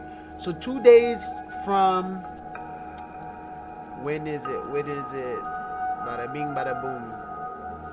So 2 days from Passover, that'll be 13, 12. So 2 days after they already planned out the lamb they were gonna sacrifice for the Passover lamb, 2 days away. 2 days after God said, "Get the lamb that you're gonna be sacrificing." And the chief priests and the teachers of the law were scheming to arrest Yeshaya secretly and kill him. So right before Passover, 2 days before Passover, 2 days before he get killed, they were scheming to kill him. They were delighted to hear this promise to give him money, so he watched for an opportunity to give him over. So he sent 2 of his disciples, telling them, "Go into the city, and a man carrying a jar of water will meet you. Follow him." A man carrying a jar will represent Aquarius. Then came the day of unleavened bread on which the Passover lamb had to be sacrificed. Get rid of the old yeast so that you may be a new unleavened batch, as you really are. For Christ our Passover lamb has been sacrificed. So there's two things I wanted to see real quick.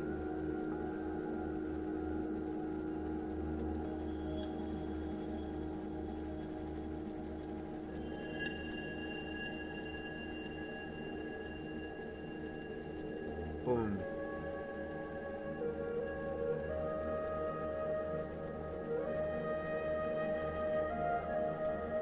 So this was the plot to kill Yeshua during that time. Mark 14. Now the Passover and unleavened bread were 2 days away, and the chief priests and the scribes were seeking how to seize him by stealth and kill him. So secretly. For they were saying, not during the festival, otherwise there might be a riot of the people. Might be an uproar of the people. There might be a rioting among the people. So they devised it very mischievously. Yeshua anointed at Bethany. While he was in Bethany at the home of Simon the leper, and reclining at the table, there came a woman with an alabaster flask, or alabaster vial, or alabaster jar, or alabaster box of very costly perfume of pure nard, having an alabaster box of ointment of spikenard, very precious. A woman came with an alabaster jar of pure and expensive fragrant oil of nard. Look up what the word nard mean. Expensive perfume. They called it an ointment. And they also call it a fragrant oil. Very precious. She broke the vial and poured it over his head. She broke the flask. She broke the jar. She broke the box. She broke the jar and poured it on his head. But some were indigently remarking to one another, why has this perfume been wasted? So why was the ointment wasted like that? Why this waste of perfume? So they're saying indigently, expressing indignation to one another. Why the fragrance was wasted, or why was this waste of the ointment made? For this perfume might have been sold for over 300 denarii, 300 ancient values of money, or it says it could have been sold for more than a year's wages, and the money given to the poor. And they rebuked her harshly, and they scolded her, and they were scolding her, and they murmured against her, and they began to scold her, to judge her, condemn her, and all that stuff. But Yeshua, let her alone. Why do you bother her? She has done a good deed to me. Leave her alone, said Yeshua. Why are you bothering her? She has done a beautiful thing to me. So this is what helped Yeshua survive the Passover and the death, is this embalmment, this anointing, this blessing. So it protected him from death. This dude was highly blessed. For you always have the poor with you, and whenever you wish you can do good to them, but you do not always have me. For you always have the poor with you. The poor you will always have with you, and you can help them anytime you want, but you will not always have me. She has done what she could. She has anointed my body beforehand for the burial. So he's about to be buried now. Truly I say to you, wherever the gospel is preached in the whole world, what this woman has done will also be spoken of in memory of her. I say to you, wherever the gospel is proclaimed in the whole world, what she has done will be told in memory of her. This will be preached throughout the world. She is the one who anointed him before he was about to be buried. Her name again was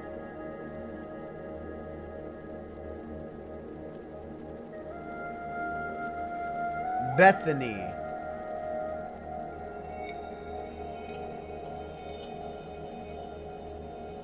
At the house of Simon, who had a serious skin disease, which is leprosy. Oh, so I don't think they said the woman's name. And while he was at Bethany, in the house of Simon the leper, as he was reclining at the table, they sound like zodiac signs, a woman came with an alabaster flask of ointment of pure nard, very costly. Okay, he didn't say her name. He keep referring to her as she. Judas agrees to betray Yeshua. So then Judas Iscariot, who was one of the 12 disciples, the 12 students of Israel, went off to the chief priests in order to betray him to them. They were glad when they heard this and promised to give him money. And he began seeking how to betray him at an opportune time, how he might conveniently betray him. Looking for a good opportunity to betray him, he watched for a good opportunity to hand him over. And this is what began the Last Supper. Now everything is in place now. Everything is starting to heat up now when he's about to be sacrificed to be the ultimate covenant lamb. The mimic of all the sacrifices that ever happened. And then we come into the new covenant, the new testimony after this. The Last Supper. On the first day of unleavened bread, when the Passover lamb was being sacrificed, on the 15th day, the 15 days Passover, the 14th day is Passover. The lamb is chosen on the 10th day. The Passover has happened on the 14th.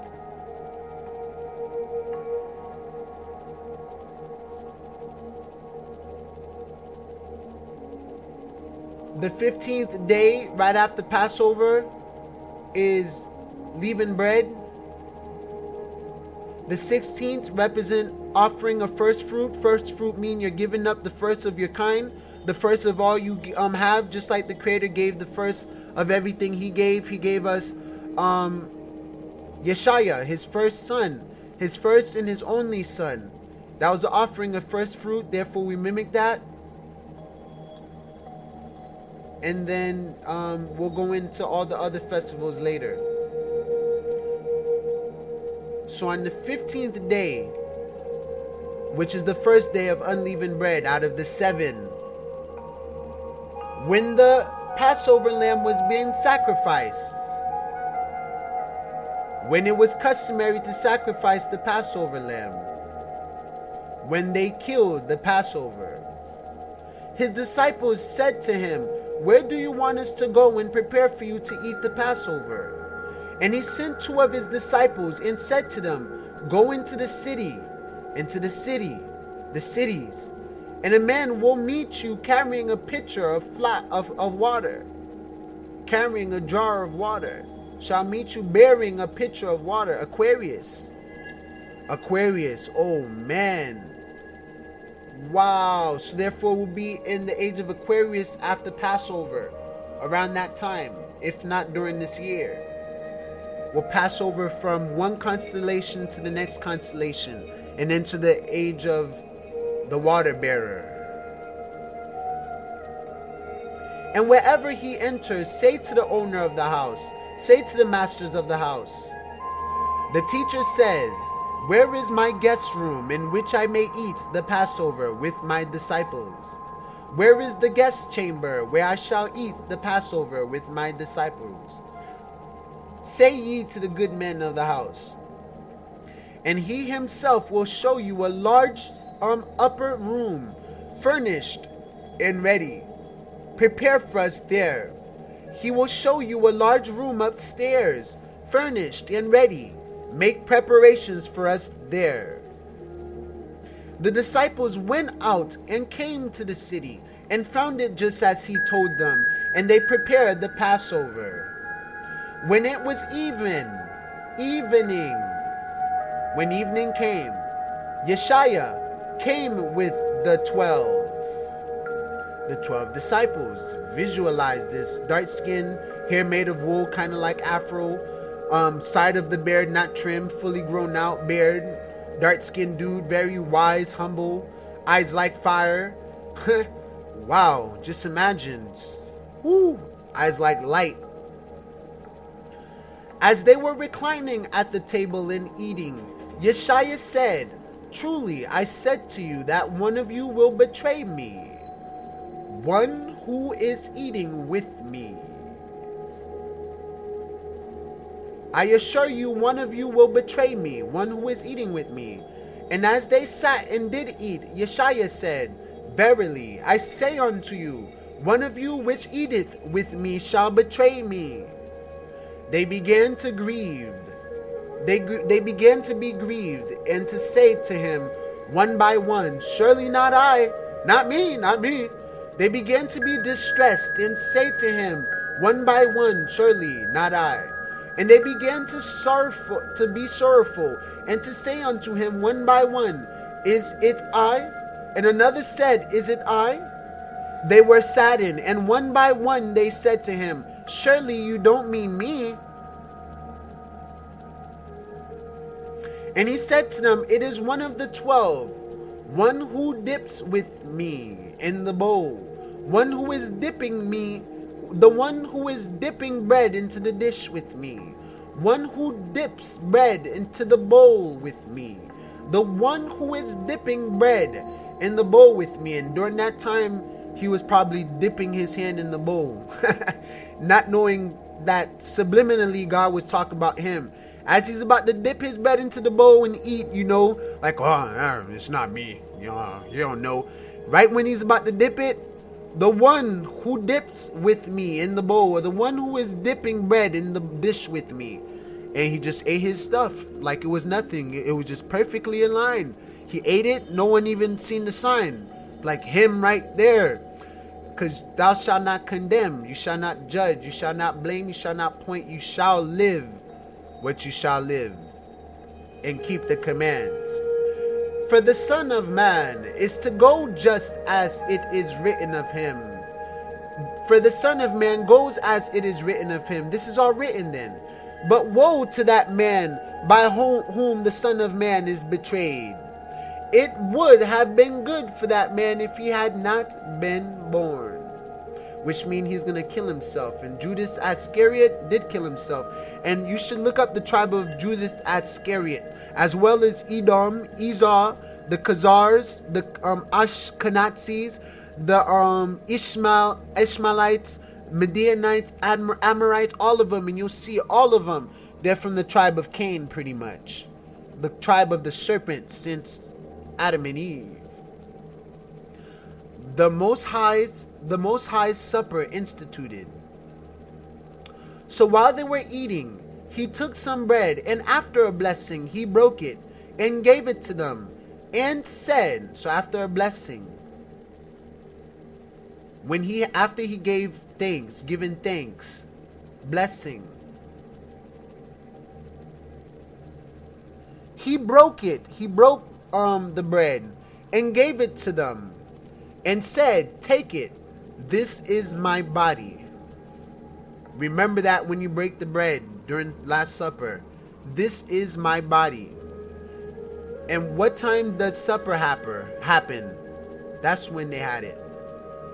And when he had taken a cup and given thanks to the Most High Yahweh and to all that is, he gave it to them, and they all drank from it. So the cup is full of wine. And he said to them, "This is my blood of the covenant, which is poured out for many." Therefore, he is making a contract right there with the Most High Yahweh by stating these things.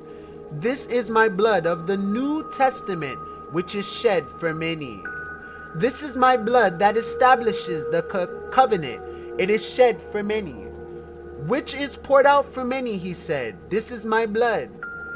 This bread is my body. It is the body of the truth, the body of Christ, the body of justice.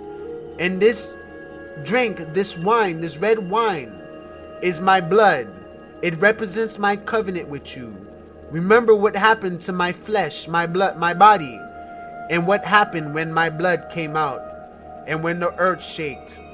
Truly I say to you, I will never drink again of the fruit of the wine until that day when I drink it new in the kingdom of Ahaya.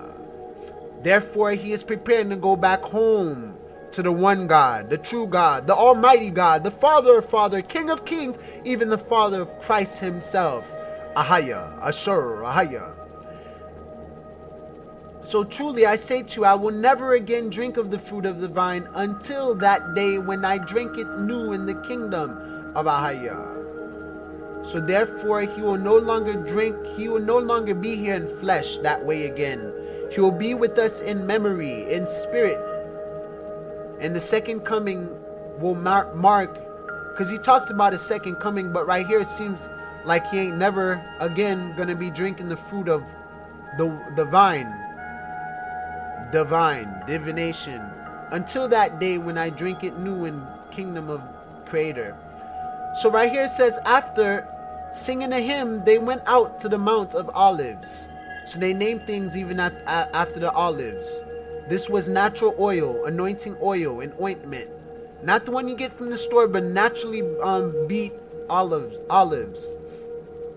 So Yeshaya predicts Peter's denial. And it goes into some other stuff here and stuff.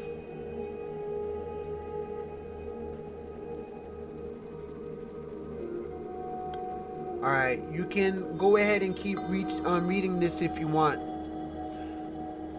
Yeshaya began to become deeply sorrowful, grieved, to the point of death. Remain here and keep watch. And he took with him Peter and James and John and began to be verily distressed and troubled. So this was starting to bother Yeshaya a lot, but he knew he had to do this. It is not a sin to feel challenged. And so he went a little beyond them and fell to the ground and began to pray that if it were possible, the hour might pass him by. Is it possible that this don't have to happen, Father? And he was saying, Abba, Abba Ahaya, all things are possible for you. Remove this cup from me. Yet not what I will, but what you will. So therefore it's about the Creator's will, not what we will. Nevertheless, not what I will, but what thou wilt. Take this cup from me and this burden, if it's in your will. But if it's in your will for it to go this way, I will let it go this way. I sense my purpose in the midst of this flow. And he came and found them sleeping and said to Peter, are you asleep? Could you not sleep?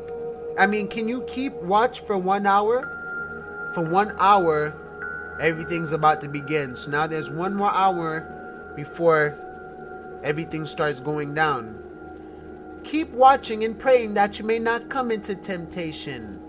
The spirit is willing. The spirit indeed is willing. The spirit truly is ready, but the flesh is weak. And again he went away and prayed, saying the same words. And again he came and found them sleeping, for their eyes were very heavy, and they did not know what to answer him. They were getting tired now. Okay, alright.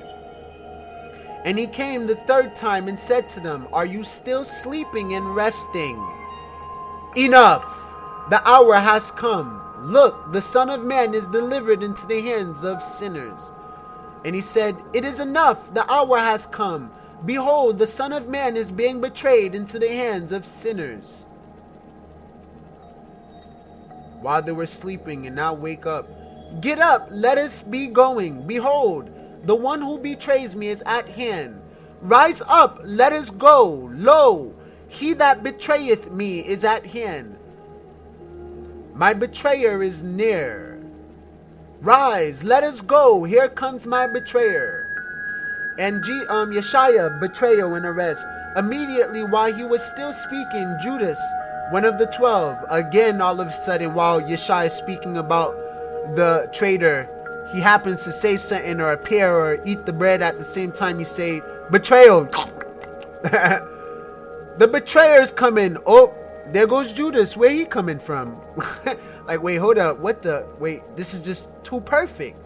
One of the 12 came up accompanied by a crowd with swords and clubs, who were from the chief priests and the scribes, the elders. Now he who was betraying him had given them a signal, saying, whomever I kiss, he is the one. Seize him and lead him away under guard.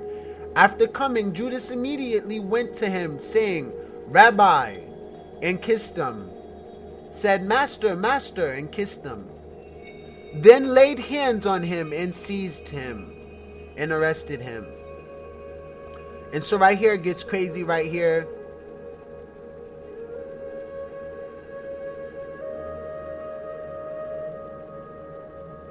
Yeah, this gets deep right here. So if you want to read that, I'll read it if I was you. Now this is when all the persecutions are beginning to happen.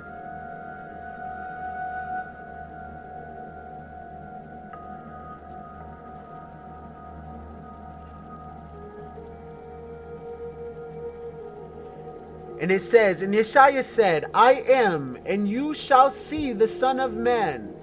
Oh, wait, right here it said, the high priest stood up and came forward and questioned Yeshaya, saying, do you not answer? What is it that these men are testifying against you? Silence is golden. He don't need to say anything. He is who he is. He has nothing to lie and hide about. The pharaoh, the priest, whoever they were during that time, were trying to make him incriminate himself.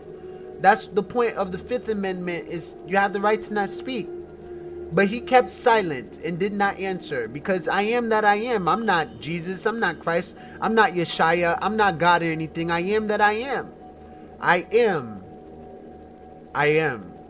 Again, the high priest was questioning him and saying to him, are you the Christ, the Son? Are you Yeshaya, the Son of the Blessed One, Ahaya? And Yeshaya said, I am. I am, said Yeshaya. And all you shall see the Son of Man sitting at the right hand of power and coming with the clouds of heaven. I am, and you will see the Son of Man seated at the right hand of power and coming with the clouds of heaven. And sitting at the right hand of the Almighty One. There's only one. In his power. Tearing his clothes, the high priest said, what further need do we have of witnesses? You have heard the blasphemy. How does it seem to you? And they all condemned him to be deserving of death, guilty of death, condemning him as worthy of death. All that is not forgiving. Nations of vipers and serpents. Some began to spit at him and to blindfold him and to beat him with their fists and to say to him, prophecy? The officers received him and slapped him in the face. And the guards took him and beat him. The temple police also took him and slapped him. Ooh, they blindfolded him, just beat him, spit on him, just hurt him. Peter denies Christ like Christ, Yeshaya had predicted he would. Everything started falling into place. Judas Iscariot eventually kills himself. His disciples scatter. And the persecution of the Christians or the Hebrew Israelites began. They started to kill everyone who believed in Christ and started to change up the names, call him Jesus, which is Zeus, call him the Lord and God, which is I am that I am. They started to switch up a lot of things, man, and take the rituals, the sacrifice of the lamb out of context and made it human sacrifices, and just pretty much mocking the word. And they're still selling themselves to second masters and stuff and idol worship contracts like Illuminati. All this is still happening today. Gay marriages being passed. Government still the power like the Roman Empire. Man, this is Babylon the second. We're about to fall. So in 1 Corinthians 5, section 7, get rid of the old yeast so that you may be a new unleavened batch as you really are. For Christ, our Passover lamb, has been sacrificed. Immortality rebuked. So we're the body of Christ. The bread represents us, and the wine represents his blood. Your boasting is not good. Do you not know that a little leaven leavens the whole lump of dough? Flour. Clean out the old leaven so that you may be a new lump. Purify yourself of all the yeast in you, and you're the sins in you is the yeast. It fills you up and puffs you up, but it's false. Just as you are in fact unleavened. For Christ our Passover also has been sacrificed. Therefore let us celebrate the feast, not with old leaven, nor with the leaven of malice and wickedness, which mean leaven and the bread, leaven will represent our past sins. So let us let's celebrate not with old leaven, not with the old sins, not with the Old Testament, but with the New Testament. Because the Old Testament and our old sins before it was purified by the sacrifice of Christ was like leaven, metaphorically. It's filled with malice and wickedness, but with the unleavened bread of sincerity and truth. So sincerity and truth is the unleavened bread. So they said in Matthew 13, section 33, he told them still another parable. The kingdom of heaven is like yeast that a woman took and mixed into about 60 pounds of flour until it worked all through the dough. Wow. Because yeast is something you put in it. So heaven is put into us and mixed like 60 pounds of flour.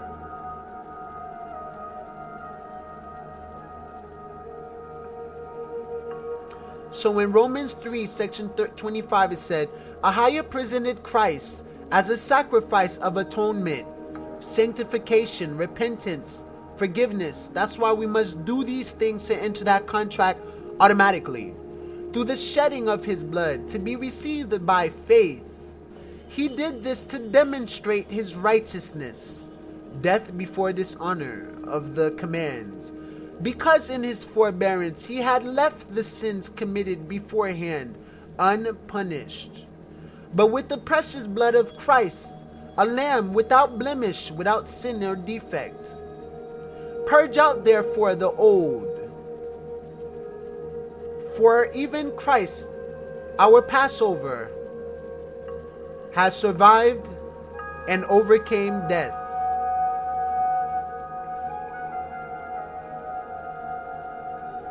Alright, so we already went through that. So on these days, on these Sabbath days, we celebrate feasts. We're supposed to eat, you see. So let me see, let me go ahead and read this right here. Leviticus 23, section 41. Celebrate this as a festival to the Most High Yahweh for 7 days each year. 1 day equals to about 1,000 years. That's what the Holy Book says. You shall celebrate it. A day equals 1,000 years. That means when a day go by, literally 1,000 years just went by. You're going thousands of years back into the past when you focus on your past baggages. The leaven, the yeast. So celebrate this as a festival to the Most High Yahweh for 7 days each year. 7 festivals, 7 days, 7 cycles of the moon, and 7 of everything. 7 heavens, 7 many things. 7 levels, 7 chakras sometimes. Stay away from those though. Exodus 12, section 14. This is a day you are to commemorate. For the generations to come you shall celebrate it as a festival to the Most High Yahweh. a lasting ordinance. Nahum 1, section 15, we already read, proclaim peace, pay your vows, pay your dues. Luke 15, section 32, but we had to celebrate and be glad. Be glad in it. This is the day that Ahaya has made. I will rejoice and be glad in it. That's what we're supposed to be doing, singing and dancing. Because this brother of yours, Yeshaya, was dead and is alive again. He was lost and found. We have to celebrate this happy day. Luke 15, section 23, the opposite of 32. Let's have a feast and celebrate. We must celebrate with a feast. Must celebrate with a feast.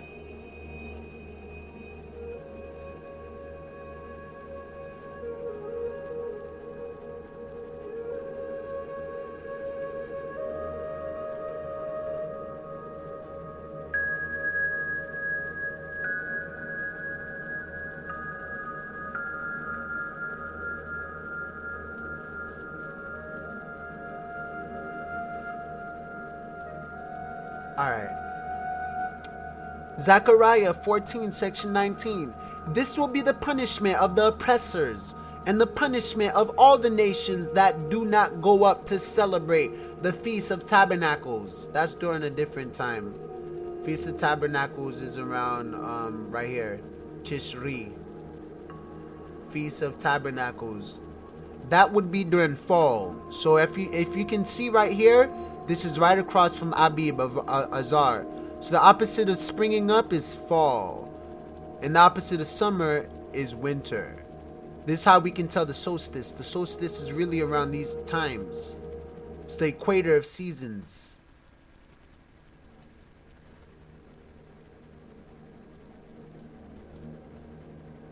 Yeah. Alright, let's continue. So Leviticus 23, section 39. So beginning with the 15th day of the 7th month. 7th month will be right here. This is the first month. So it's 1, 2, 3, 4, 5, 6, 7. Tishri. Right across. It takes 7 months to get from the first month to half a year. And it takes another 7 months to get back to the first year. So there's literally 14 months, it seems. It seems like there are 14 months. But they're not. Wait, 7, 8, 9, 10, 11, 12, 13. Okay, it's 13. So it's 13 months. 1, 2, 3, 4, 5, 6, 7, 8, 9, 10, 11, 12, 13. Actually, there's 12, but sometimes there's 13. They call it a leap year. You'll know based on the moon. Alright, so we already read these parts. So Revelations 11, section 10. The inhabitants of the earth will gloat over them and will celebrate by sending each other gifts, because these two prophets had tormented those who lived on. Deuteronomy 16, section 10. Then celebrate the festival of weeks, the festival of Pentecost.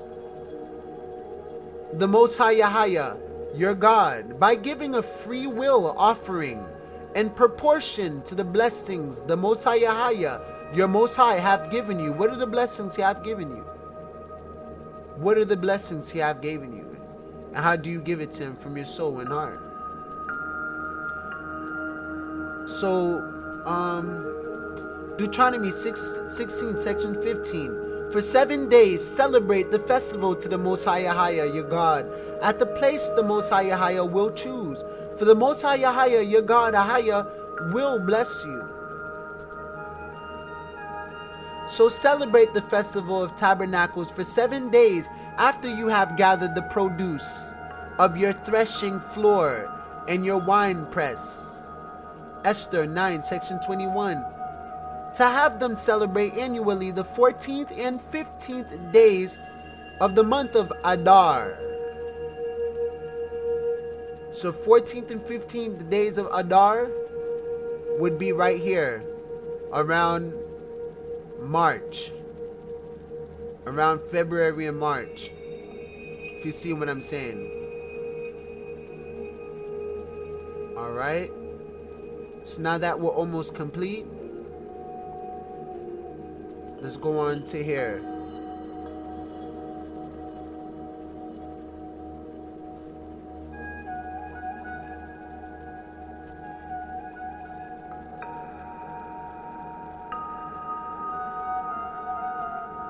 Alright, it's another wonderful chapter.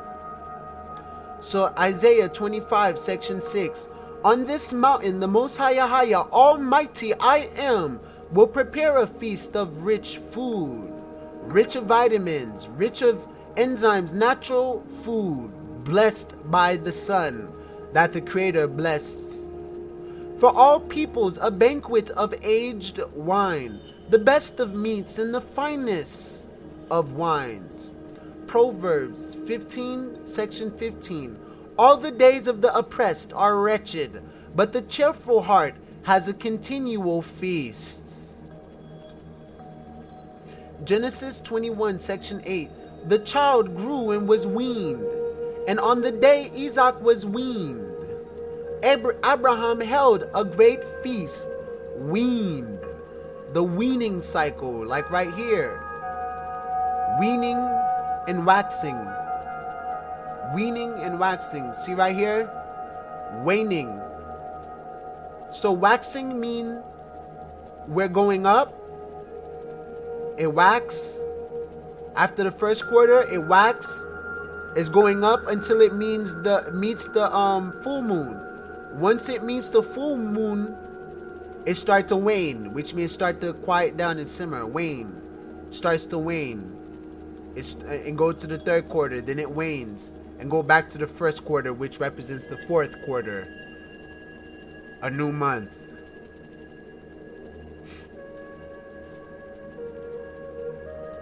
So on the day Isaac was weaned, Genesis 29, section 22. So Laban brought together all the people of the place and gave a feast. So Laban invited everyone in the neighborhood and prepared a wedding feast. So Hosea 9, section 5. What will you do on the day of your appointed festivals, on the feast days of the Most High? What will you do on a festival day, holy day, on the day of the Most High, on the Most High's feast? Genesis 26, section 30. Isaac then made a feast for them, and they ate and drank. So Isaac prepared a covenant feast to celebrate the treaty, and they ate and drank together. Genesis 40, section 20. Now the third day was Pharaoh's birthday, and he gave a feast for all his officials. He lifted up the heads of the chief cupbearer. You can check that if you want. I don't care about Pharaoh. Judges 14, section 10. Now his father went down to see the woman, and there Samson held a feast, as was customary for young men. Judges 14, section 17. She cried the whole 7 days of the feasts. So on, however, she wept before him 7 days while their feast lasted. When Abner, who had 20 men with him, came to David at Hebron, David prepared a feast for him and his men. Ecclesiastes 10, section 19. A feast is made for laughter. Wine makes life merry, and money is the answer for everything. Hold on, we'll read that. Don't want to take that out of context. Luke 23, section 17. Now he was obliged to release to them at the feast one prisoner. So there's the feast of Jubilee, the festival of Jubilee. And during Jubilee, you're supposed to release every prisoner and release everyone back onto their home. You can look into Luke 23, section 17 for more of those. So Ecclesiastes 10, section 16. Woe to the land whose king was a servant and whose princes feast in the morning. 2 Kings 6, section 23. So he prepared a great feast for them, and after they had finished eating and drinking, he sent them away, and they returned to their master. Luke 14, section 8. When someone invites you to a wedding feast, do not take the place of honor, for a person more distinguished than you may have been invited. So that's important too, especially when you look at these.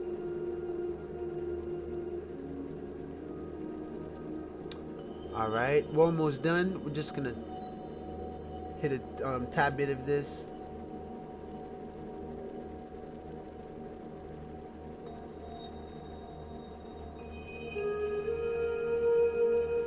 Yeah, that's so true. Proverbs 28, section 16. A tyrannical ruler practices extortion, but one who hates ill-gotten gain will enjoy a long reign. Which means don't be hurting people and stuff, selling crack and cocaine, all that stuff. Stay away from that. Ecclesiastes 10:15. The toil of fools wearies them. They do not know the way to town.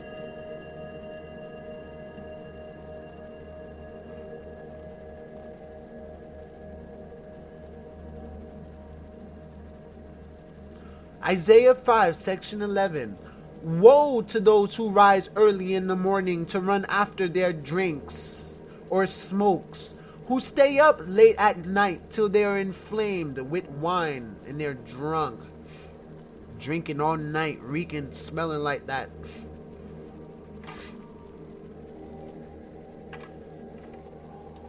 All right. So we're going to have a banquet of aged wine, delicious wine, and the best meats and the finest of wines. The well-aged wine and choice meat.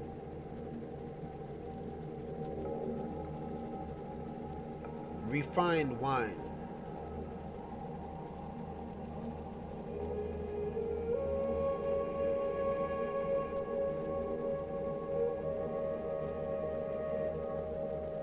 Isaiah 1, section 19.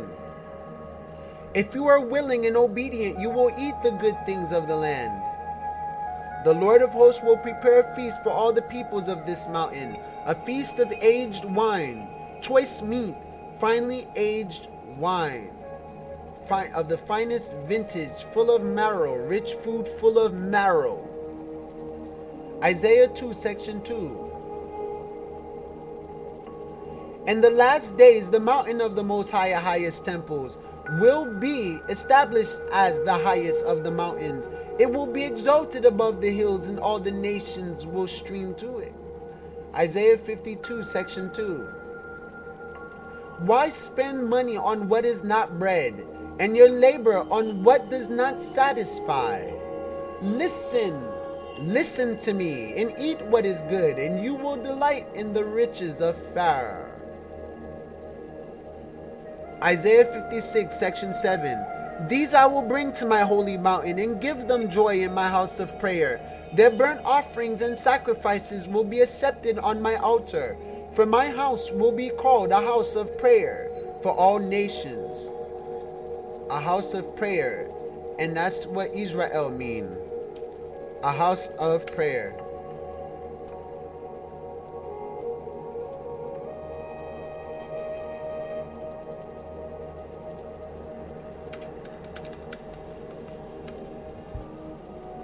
Pardon me if you hear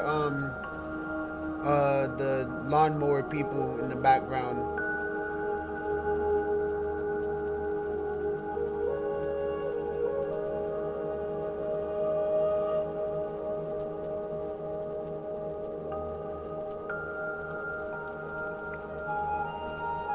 Alright, we'll do it like this then.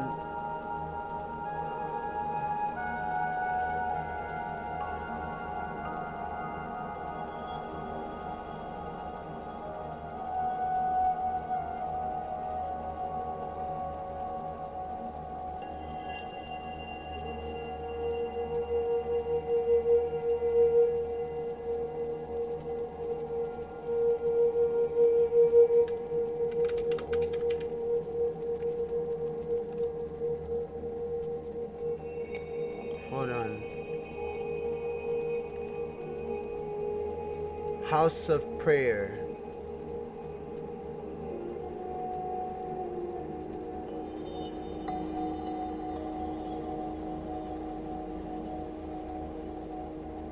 For my house will be called a house of prayer for all nations.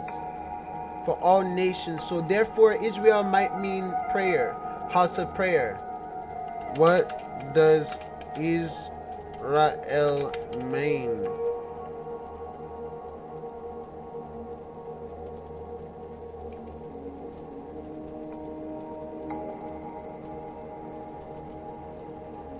In Hebrew.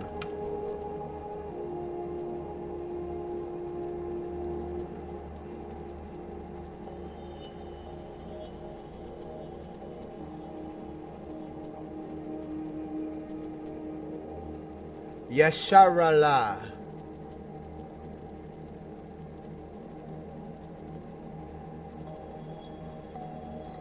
I'm believing that's what it means. Israel mean house of prayer. Like Haiti, Haiti mean land of mountains. It's not Isis, Ra, and Elohim. Because Isis and Ra come from Egypt.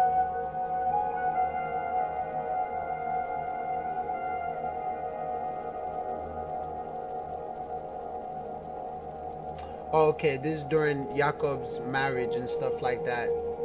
So I'm going to save this real quick. Alright, let's continue on. So a feast is made for laughter. It's supposed to be merry. Money gives everything. Money answers everything.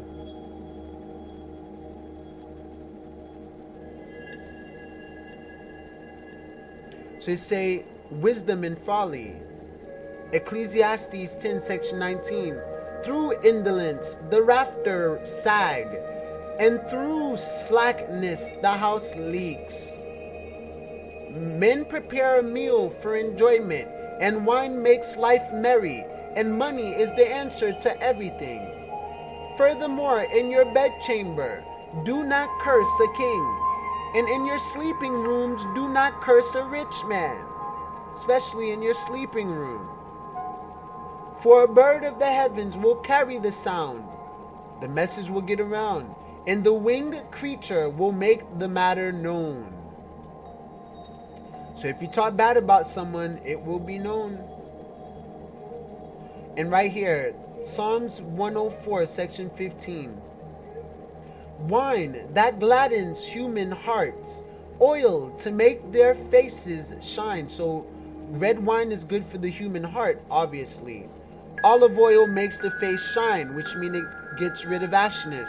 And bread that sustains their hearts.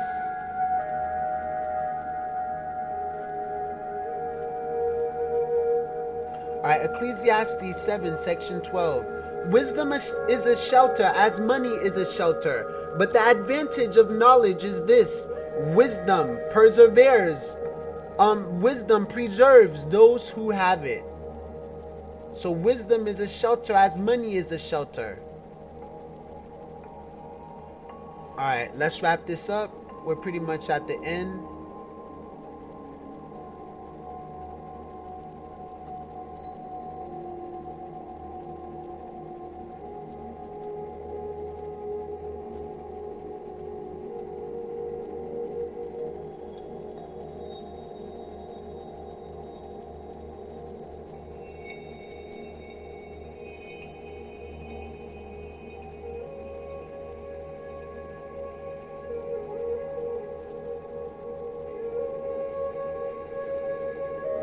Okay, I see what he's saying.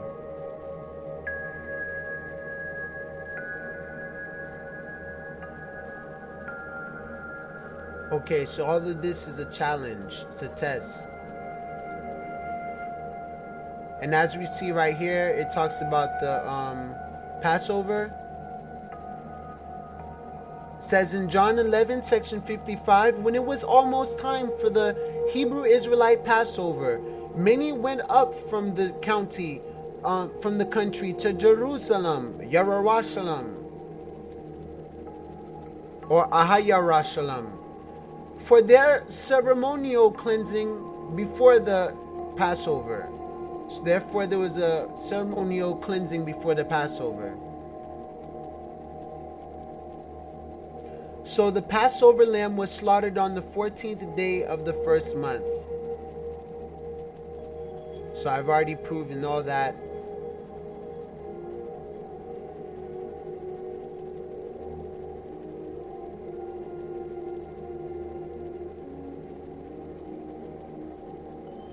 So once again, Hebrews 11, section 28, by faith he kept the Passover in the application of blood, by faith, so that the destroyer of the firstborn would not touch the firstborn of the believers.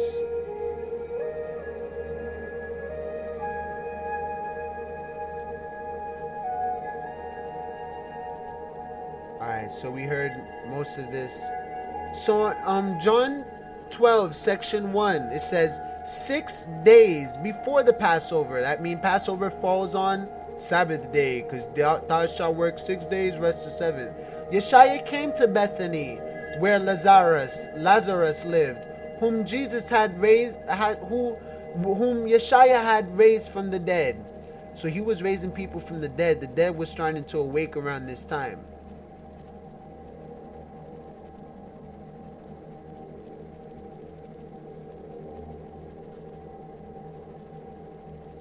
Okay.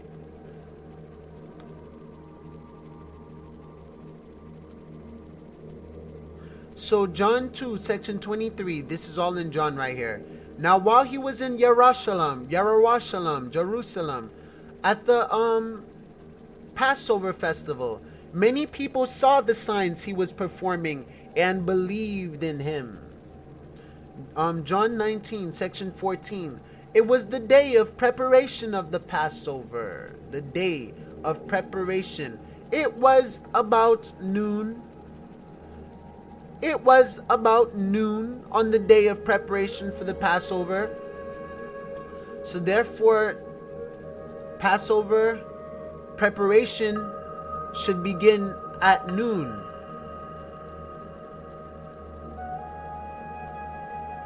Not afternoon, but noon.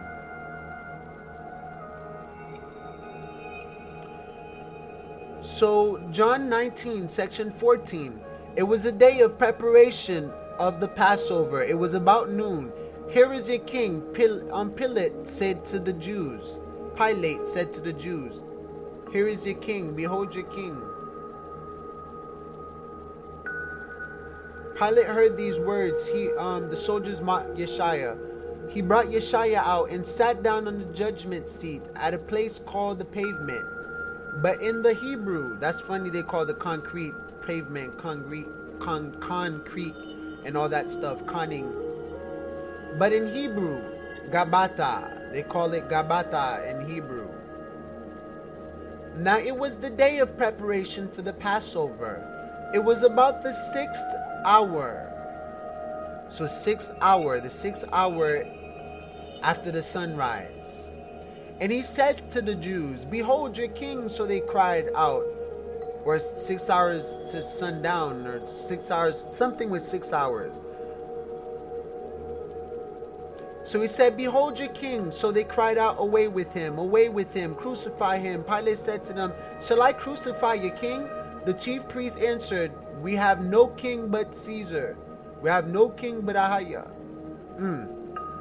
Mind controlled. Matthew 27, section 45, it says, from noon until 3 in the afternoon, darkness shall come over the land from noon until 3 in the afternoon. Darkness came over all the land.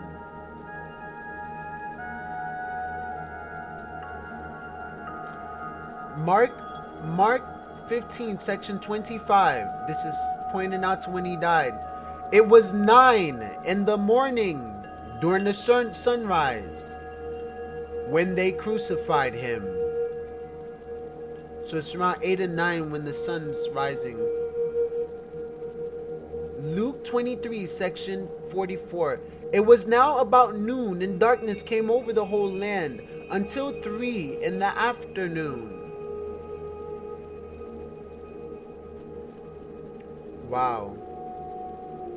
Yes, John 19, section 19. Pilate had a notice prepared and fastened to the cross. It read, Yeshua of Nazareth, the King of the Hebrew Israelites.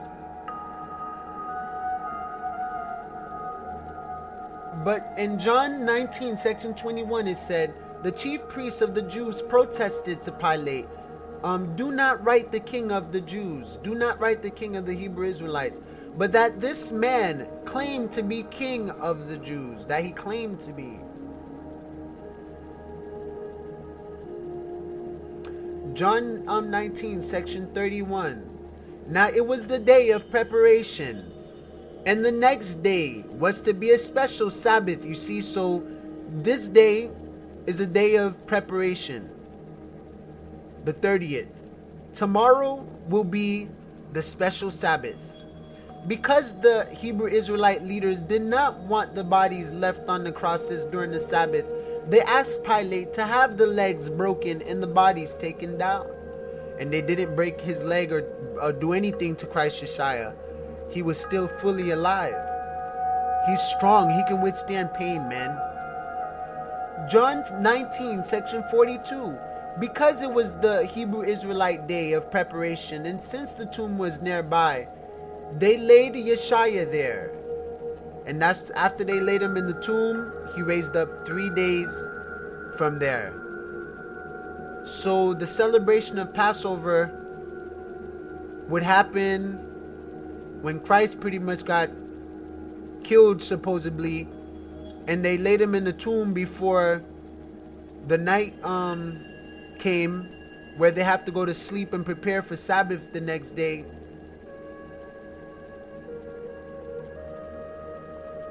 So they put him in the tomb until Sabbath day was over. So around that Sabbath day, there was these three. Well, let me see. One, two, three. Yeah, there's three days and 3 events, 3 Sabbaths that happened on that day. And so they didn't go check on him on the 13th. They didn't go check on Christ on the 14th, the 15th, or the 16th. All of a sudden, after Sabbath day was done, on the 17th day, they went in to go look in the tomb, and he had already resurrected and lifted up. So this is all proof of what's going on and when he died and when it all happened. And they said it was the 3rd hour and they crucified him. So they killed him around 3 o'clock. And so it was starting to become 6 o'clock, where the night starts to come and the moon goes up to show us that there's a Sabbath the next day, and then Sabbath day comes the next day.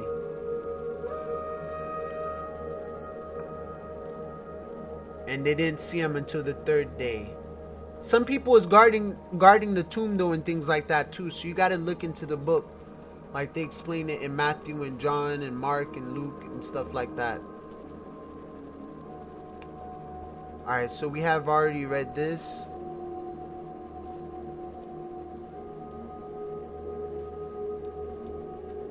All right. All right. That's it for this. So it's making so much sense. Last thing I wanted to do. And this is why I believe they use the moon to tell the time. Psalms 81, section 3. Sound the ram's horn at the new moon.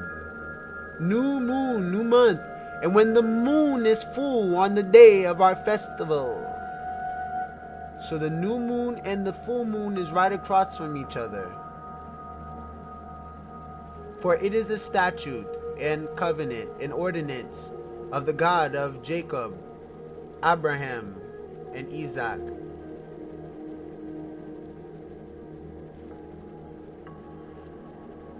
So raise a song, strike the timbrel, the sweet sounding lyre with the harp, Blow the trumpet at the new moon, at the full moon, on our feast day.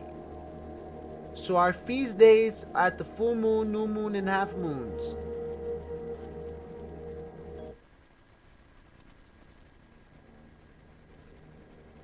Alright, so that's one proof. Habakkuk 3, section 11. Sun and moon stood still in the heavens at the glint of your flying arrows, at the lightning of your flashing spear. Joel 2, section 10. Before them the earth shakes, the heavens tremble, the sun and moon are darkened, and the stars no longer shine. So the Creator talks about what would happen, what's going to happen at the coming of the great and dreadful day of the Most High Yahweh. The sun will be turned to darkness, and the moon will be turned to blood. They said there's like 4 blood moons coming. A great sign appeared in heaven, a woman clothed with the sun, with the moon under her feet, and a crown of 12 stars on her head. That represents Virgo, when the moon is right under her feet and the sun is right above. The sun is in her, while the sun is in Virgo, is clothed in Virgo, or Virgo is clothed in the sun, and the moon rise up on her feet. Because wherever the sun and moon rise up lets us know what month we're rising in and what day we're rising in. You know what I'm saying? The stars that we rise in. So the city does not need the sun or the moon to shine on it, for the glory of Ahaya gives it light, and the Lamb is its lamp. The sun has one kind of splendor, the moon another, and the stars another, and star differs from star in splendor. So who is that appears like the dawn, fair as the moon, bright as the sun, majestic as the stars in procession?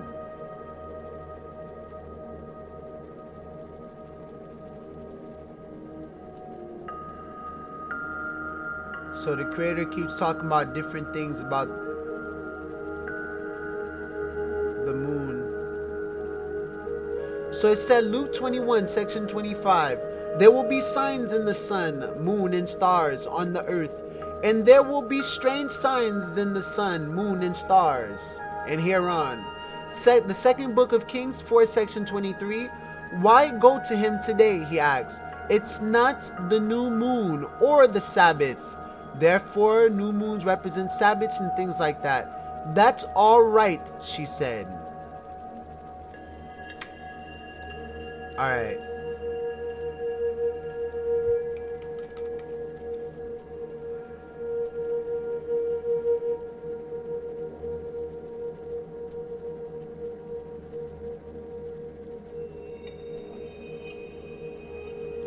All right, we don't need anything there.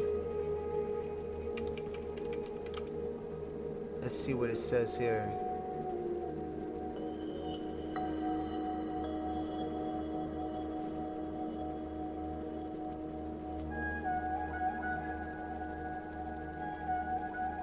Okay.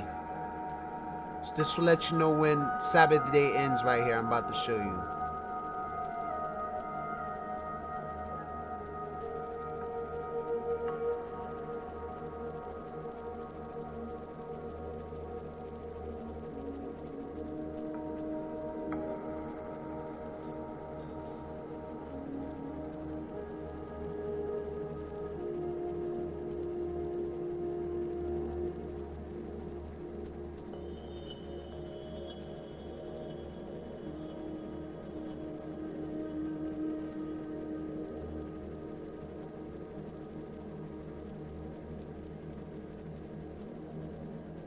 Alright, so right here it says the resurrection.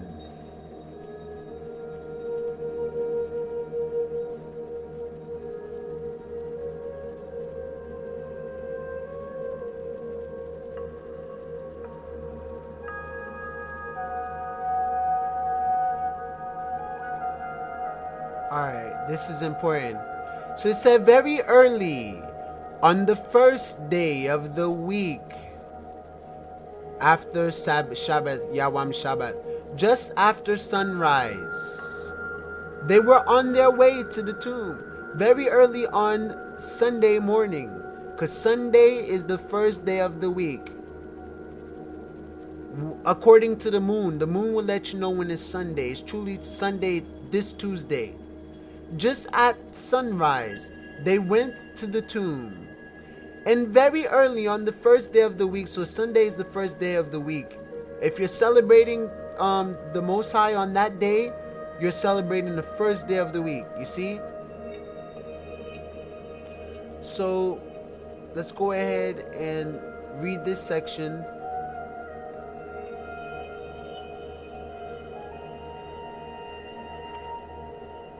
Alright, I'm just going to read this quick section. Mark 16. Yeshaya has risen. When Yawam Shabbat was over, Mary Magdalene, Mary the mother of James, so two different Marys, and Salome bought spices so that they might go to anoint Yeshaya's body. When early on the first day of the week, just after sunrise, they were on their way to the tomb, and they asked each other, "Who will roll the stone away from the entrance of the tomb?" But when they looked up, they saw that the stone, which was very large, had been rolled away as they entered the tomb. And they saw a young man dressed in a white robe sitting on the right side, and they were alarmed. "Don't be alarmed," he said. "You are looking for Yeshaya the Nazarene, who was crucified. He has risen. He is not here. See the place where they laid him. But go, tell his disciples and Peter, he is going ahead of you unto Galilee. There you will see him just as he had told you." Trembling and bewildered, the women went out and fled from the tomb. They said nothing to anyone because they were afraid.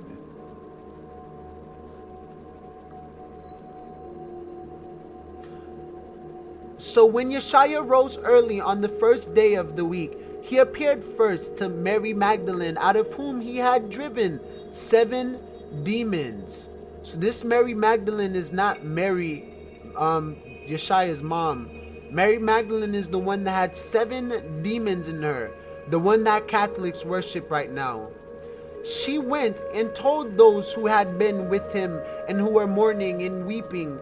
When they heard that Yeshaya was alive and that she had seen him, they did not believe it.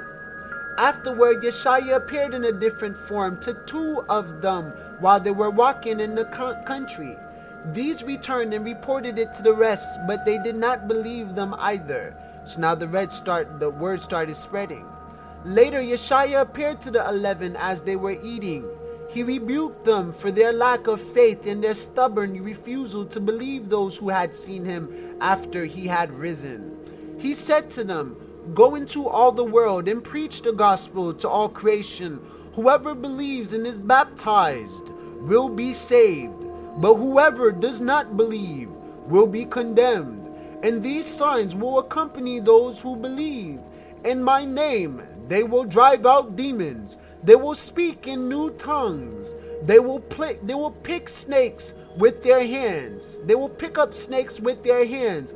And when they drink deadly poison, it will not hurt them at all. They will place their hands on sick people, and they will get well," which mean hungry people. After the Most High Yeshaya had spoken to them, he was taken up into heaven, and he sat at the right hand of Ahaya. Then the disciples went out and preached everywhere, and the Most High Yeshaya worked with them and confirmed his word by the signs that accompanied it. Now you can keep reading after Mark 16 if you want. And this is where we're going to end it right here. Just this little section. So Genesis 1, the creation. In the beginning, Ahaya created the heavens and the earth. Therefore the Creator created the heavens and the earth. It's not only heaven, it's not just earth, it's not just heaven, it's not just hell. The Creator of all created it all. He created heaven and earth. The earth was formless and void, and darkness was over the surface of the deep, And the spirit of Ahaya, the Almighty I Am, was moving over the surface of the waters, reflection. Then Ahaya said, let there be light, and there was light.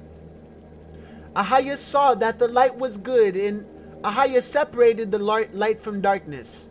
Therefore, the Most High created light and dark, but created light to be its solution and dark to be its problem. So Ahaya isn't just light, he isn't just dark, he's the creator of light and dark. But he uses light to make things right. But Ahaya, the light, called the light day, and the darkness he called night. So the one full of light is called day. Wherever you hear light, twilight, daylight, midlight, or the day, Sabbath day, that means day. And the darkness he called night. Anything that has to do with twilight, a midnight, anything like that, that has to do with night and the location of the sun and moon. And there was evening and there was morning one day. So there was evening and there was morning one day. So there was morning and evening, but there wasn't necessarily night. So the Most High Ahaya said, let there be an expanse in the midst of the waters, and let it separate the waters from the waters. So let there be a sky in the midst of the waters. Ahaya made the expanse and separated the waters which were below the expanse from the waters which were above the expanse. So he separated the sky, the upper ocean, from the lower ocean. The ocean of water is the lower ocean, and the upper sky is the upper ocean. He literally called the sky the upper ocean. And he separated them from each other. So now we have a sky and we have ocean, a ground of water, but there was no land or anything yet. Ahaya called the expanse heaven. He called the sky heaven. So there was alright.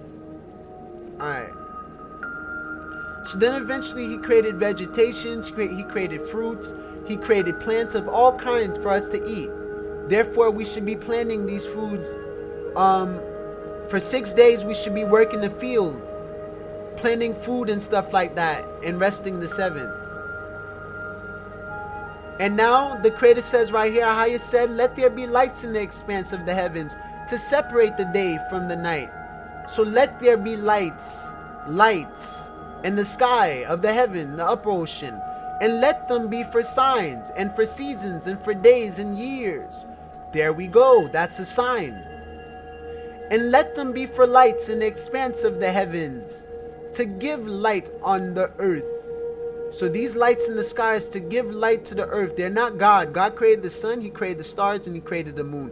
Do not worship them. Do not turn them to an idol, because he'll take them away and show you that life will still exist without it. And plants will still grow and things will still happen, because it's the Creator giving things life.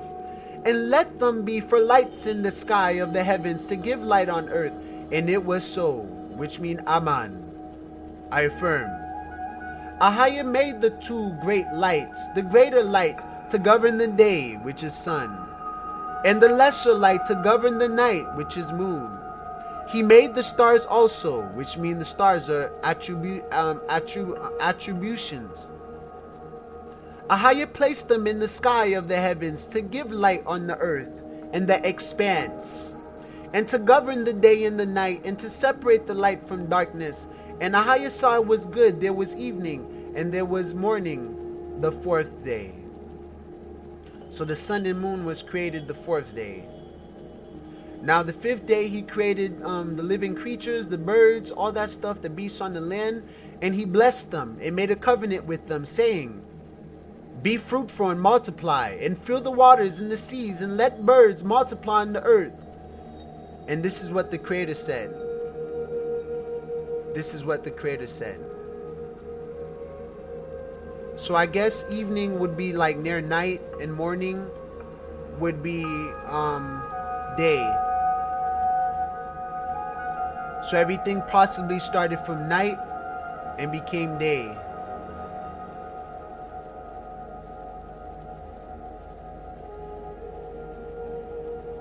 And so the Creator created all kinds of animals. By the 6th day he said, let us make man, and let us make man in our image, who have dominion over the fish of the sea, the birds of the sky, and over the cattle, the beasts, and everything over the earth, over all the earth under God, and over every creeping thing that creeps on the earth. Ahaya made man in his own image. In the image of Ahaya he created him. Male and female he created them, which means male is supposed to be with female. Ahaya blessed them and said to them, be fruitful and multiply, like he said to the birds and everything. And the Creator said, behold, I have given you every plant yielding seed that is on the surface of all the earth, and every tree which has fruit yielding seed. It shall be food for you, and to every beast of the earth, and to every bird of the sky, and to everything that moves on the earth which has life. I have given every green plant for food. And it was so. Ahaya saw all that he had made, and behold, it was very good. And there was evening, and there was morning, the 6th day. And then on the 6th day he rests and stuff. He actually let's just finish it off here. The 7th day, the creation of man, or pardon me, this might be the 6th day still. Yeah, this is the 6th day, and then the 7th day eventually comes around here.